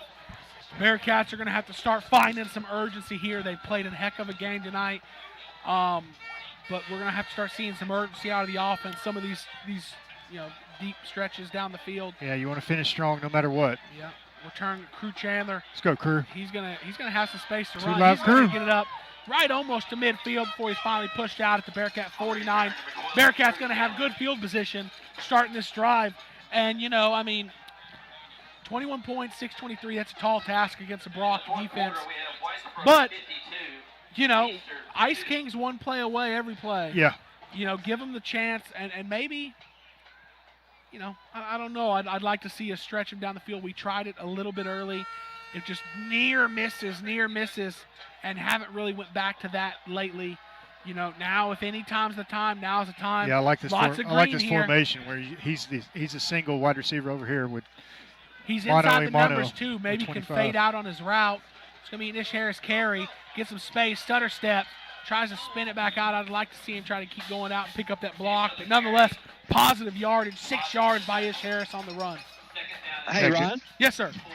Hey, I wanted to mention, because 60% of the people that watch our cast aren't subscribers, I was wondering, you guys, if you can explain who Diggs is, and they may want to start listening to that District 4 cast, because he's going to do it through the playoffs. Yeah, we'll hit that here in just a second. That's a great idea. 2nd and 4 here. Snap. Weissman's going to pull this one out and get 2 yards on it. So if you subscribe to the YouTube page, Professor Diggs is just kind of a local high school football guru. He knows and follows all the local teams all throughout the state, or not just local teams, all throughout the state. He breaks down our division every week, and he has even been looking ahead at potential playoff matchups and what we're looking at. He has a weekly show on our page. So like we were saying, subscribe and you'll see that every week. I started listening to it just shortly after it came out, and it's just been super cool to hear him talk our district. Snap, handoff, Ish Harris. Stutter step, try to find some room. I wonder if they got the direction the handoff was supposed to be turned around. Yeah, it looked like there's a little confusion in the backfield right there. Yeah, it's going to set up 4th and 4 here for the Bearcats. Yeah, if you he's unbiased too, so he's not a Pilot Point guy and a Pilot Point podcast. No, he likes. He's actually a Plano East guy. Yeah. I don't know if he teaches at Plano East, but he's a longtime Plano East supporter. Yeah, so he unbiased opinions. So it's cool to hear. Listen to that on our podcast network growing. 4th and 4 here in the shotgun, rolling out right. Oh, guys, move the chains. Screen overthrown. Ish Harris turnover on downs. And that's a tough one. Yeah, it's just been one of those nights. It's just barely missing here, barely missing there. Just not taking advantage of some of Brock's mistakes. And, the game hasn't, at the end of the day, 34-13, I guess, is respectable against Brock, but it's felt like a closer game. You know what I like to see? This was a definitely competitive matchup tonight. Build some confidence going into the playoffs. But I will tell you, I think I saw a lot tonight that the Bearcats saw and had the ability to adjust to. And if we're lucky enough to meet this team again, I feel really good about some of the things we can do. Heavy pressure on Moody. He's going to scramble right and just run it out of bounds. Stop the clock for us. Only get back to the line of scrimmage. Going to set up 2nd and 10. shout out. We've had over 400 people watching tonight. Thanks all y'all for watching. Yeah, thanks for everybody on the Sunset Pools chat line. See, Terry Slade's been on there. I don't know how he pulls double duty. Caleb Marsh, Luke Clearly, a lot of folks. Buzz Menard even says, Rhett says, go Bearcats on my there. 1-year-old son who was asleep in the stands in the second quarter. I'm sure he's cheering hard. Jet motion right to left, and they're going to run it away from the motion. Cade Carter can't bring Cutter Wilson down. Tackle. Rodas can't get out there to push him out. Ish Harris is eventually going to push Cutter Wilson out. Big plays here, but they're getting out of bounds. Yeah, you don't want to see them. You don't want to see them punch in a late touchdown here. No, they keep running out of bounds though, preserving clock. Bearcats going to bow up if they don't want him to get another one. 41-13 is not going to reflect the competitiveness that this game was played with from beginning to end. Hey guys, one more interesting note for any Brock fans that are watching. That means Brock will be playing Wall, and there's some bad blood in that matchup. Hey, Wall's a salty team. I mean, they're not too far from the #1 team in the state. A few years ago they were #1. Cutter Wilson's going to break a few tackles and get in the end zone. It's kind of what we talked about. The score has gotten to be 41-13. I don't feel like that's a good indication of the competitiveness that this game was played with up until just a couple minutes ago. I mean, this was a one-score game at the start of the fourth quarter, Yeah, we talked about Professor Diggs said, it's kind of a win if the Bearcats stay within 21. And it looks like we may not be able to stay within 21 points, but we saw a lot of good things here tonight. And I definitely feel like if he was here tonight, he would, like I said, you'd get a better indication. Yeah. He made, Professor Diggs we're talking about, he made an appearance early but didn't stay for the game. After that PAT, it is no good. Eagles 40, Bearcats 13. We'll get a commercial and come back. This is Shannon Stafford with Whitney Delcourt of IRIC Real Estate. Whitney Delcourt is my real estate professional for all my commercial land and real estate needs. Whitney always demonstrates the highest ethical, moral, and professional integrity. Whitney's impressive market knowledge, her hard-working, customer-focused style, and Whitney's professional service makes Whitney Delcourt the best choice to be your real estate professional. And we're back here, 4:14 left in the Peacock family fourth quarter. Talking playoffs now, so we're going to see some similar teams this year as we saw last year. Early is, the words coming out. Early is probably who we're going to see in the first round. It's going to be a close game. One thing, and now I would, don't get me wrong, I want to finish one. I want to win the district championship. But we were talking about this either before or after our interview with Coach Price. If you look at the bracket, whoever plays one. If you finish first in this district, like if Pilot Point were to have won tonight, they'd have to play Jim, Ned, and Brock again. As opposed to by finishing second, we only play Jim, Ned, or Brock, right? Which in my mind is a big-time advantage. It is. Because whoever wins that game is going to be favored to win it all. If we're alive at that point and we play that game, and this Brock team, I mean, they're impressive. Good athletes all over the field. They're big. They block well.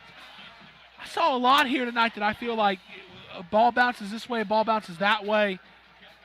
We're in this game, maybe winning it. And so when it rains, it pours. It looks like we've kind of ready to get out of here tonight, get to playoff football. Can't catch the kick. Brock's going to get the ball. And like I said, this is going to be Things unfortunate. Things are kind of snowballing. This is unfortunate because the final score tonight is not going to reflect the competitiveness of this game. Yeah. Getting some seniors in that aren't playing a whole lot here on senior night. 21 seniors for the Bearcats. Last time at Massey Stadium, Aiden Cox, Cade Carter, Dakota David, Stephen Rodas, Jacob Gleiser, Ish Harris, Curly Brockman, Leighton Rushing, Trevor Martin, Diego Aleo, Alfonso Ortiz. First down play. Going to carry it down inside the 10-yard line. First down, Brock, first and goal. Alfonso Ortiz, Eddie Gatan, Caden York, Matthew Fommel, Aaron Strittmatter, PJ Scruggs, Dak Morgan, Andy Mendoza, and Gavin Wheeler, and Juan Juarez. Those are your 20 Bearcat seniors tonight.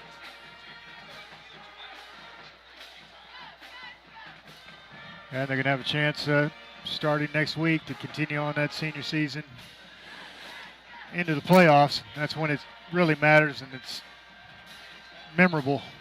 Yep, playing into Thanksgiving week, past Thanksgiving like we have the last couple of years. Carry up the middle. Big number 22 is going to chuck his head, run over a man, but he's going to be marked down at the 1. Brett Tutter on the carry. Brett Tutter on the tote. The Tutter tote, he first got it down to the 1. Second and goal from the 1, 3:25 and counting. That's just unfortunate. The game's kind of gotten away from us here last couple minutes. Reminds me a little bit how the Gunner game in 2020 went, to where we lost to Gunner, really super competitive games. The final score didn't really reflect it. That's what we're seeing here tonight. 3 quarters, this game was super competitive. And then even how the fourth quarter started. Fourth quarter started with a Brock touchdown, then a unfortunate turnover. We get it back. We just can't make some things happen.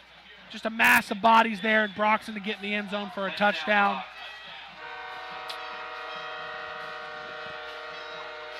March on the PAT team to try to extend this out. 47 right now, 46-13.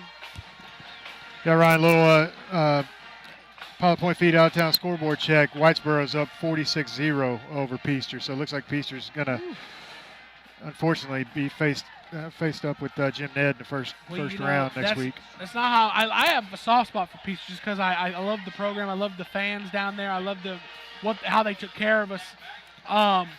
You know, what a great year, and then for them to end 80-7, 41-0, and goodness, whatever Jim Ned can do to them. You know, it's going to be an unfortunate way for them to probably end their season.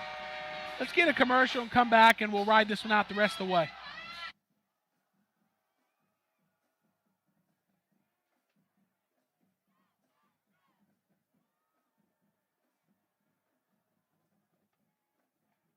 Ten years ago, a Cowgirls Kennel opened with a unique approach to dog boarding. At a Cowgirls Kennel, your dog will stay in a 12 by 12 area. Let me say that again. Your dog will stay in a 12-foot by 12-foot area. That's larger than most guest bedrooms. If you have more than one dog, they can stay together. Their professional staff will give you the peace of mind so you can enjoy your trip. A Cowgirls Kennel is not just for dogs. They can accommodate your cat in their brand new catchawary. Make your reservations today at 940-600-2853. Your dogs will thank you for it.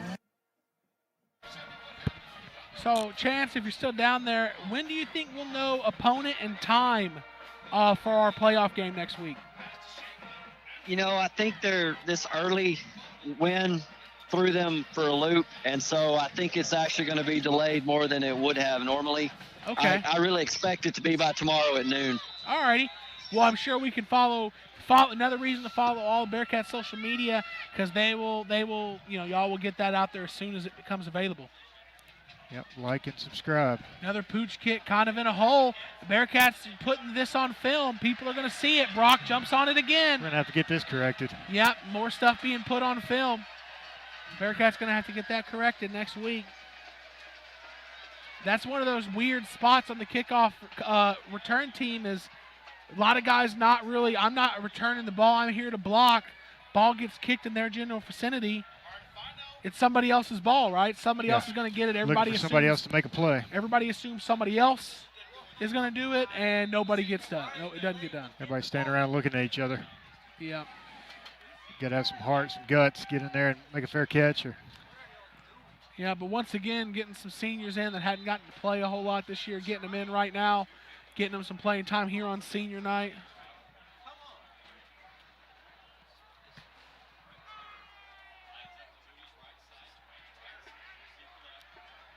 Two receivers right, jet motions right to left, Nathan Jones, and they're going to run a little tunnel screen there. They're not taking their foot off the gas. Yeah. Looks like Jacob Gleiser upends them at the 20. It's going to be enough. First down. Pooch kicking it and throwing screens up quite a bit.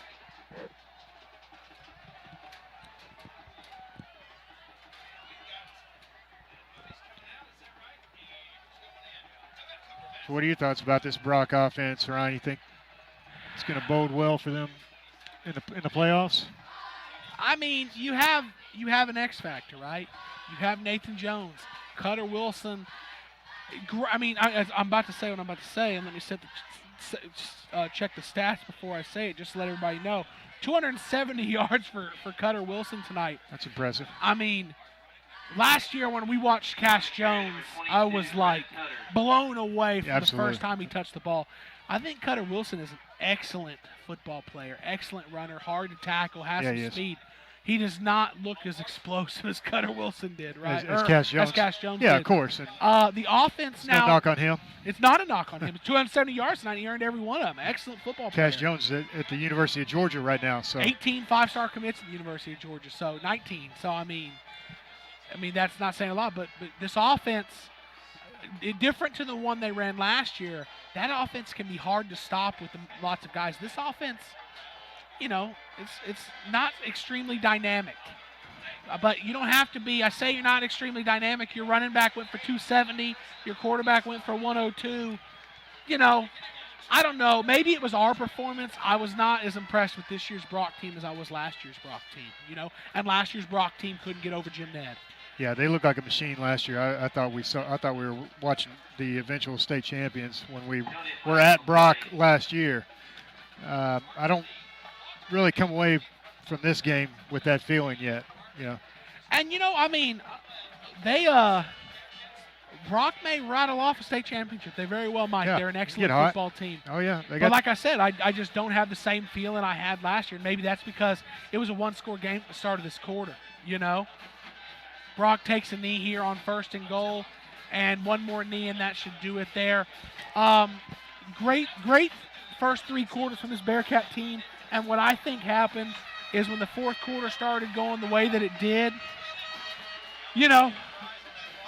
hey, we got a playoff game next week. Let's make sure everybody's healthy. Yep. And we got 4 quarters of film on this team, and if we play them again in 5 weeks, anything can happen. Anything can happen. So, and you know what? This is also much different than last year, because if you remember last year, before the week we played Jim Ned, when Jim Ned beat Brock, I was very concerned at the mental state our team would have having to play Brock again, who that game was never competitive at any moment. And this right here, I really feel like this Bearcat team can look at the first 3 quarters of film and say, we can stay on the field with this team, we can play with this team, and have every reason to be confident going in. But with that knee down, that's going to do it. The District 4 3A championship is going to go to the Brock Eagles. Going to finish the regular season at 10-0, 7-0 in district. Your Pilot Point Bearcats are going to finish second in this district, 7-3 in the regular season, 6-1 in district. We will have a playoff game next week. What we believe, what we're hearing, it'll be early. Not entirely sure when or where, but it's been an excellent season here. Senior night at Massey Stadium. Bearcats have a reason to be proud tonight. They put a good performance in the first 3 quarters. The 4th quarter started getting away. You make decisions to move on and get ready for next week. But that'll do us here from Massey Stadium. Make sure you're following Bearcats YouTube, Bearcat social media, PPBcats at Broadcast on Twitter. And as soon as we get the playoff information, we will let everybody know. And one thing you don't have to worry about, John and I will be there next week. We had 400 people watching tonight. I hope the next week we have every bit of that or more. And from Massey Stadium tonight, we want to thank... Hey, Ryan, I want to interrupt you real quick. Remember, the playoffs are audio only. UIL will not let us run video. Thank you.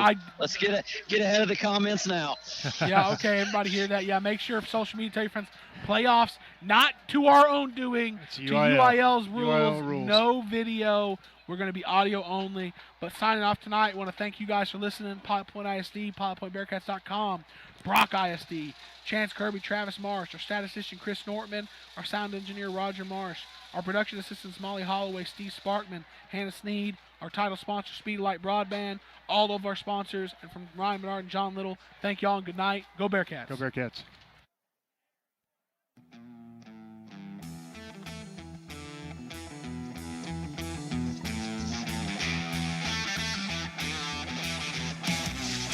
You've been watching Bearcat Football live on the Pilot Point Bearcat YouTube channel. Subscribe to this channel, and you can watch the Bearcats every time we're in action. And follow us on Facebook and Twitter, and keep up with all the ins and outs of Bearcat and Lady Cat athletics at PilotPointBearcats.com. Here you'll find the Bearcat Insider and all the pregame and postgame shows throughout the year. For Ryan Menard and John Little, we do thank you for watching. This has been a James Cody, Roger Marsh production. And until next week, go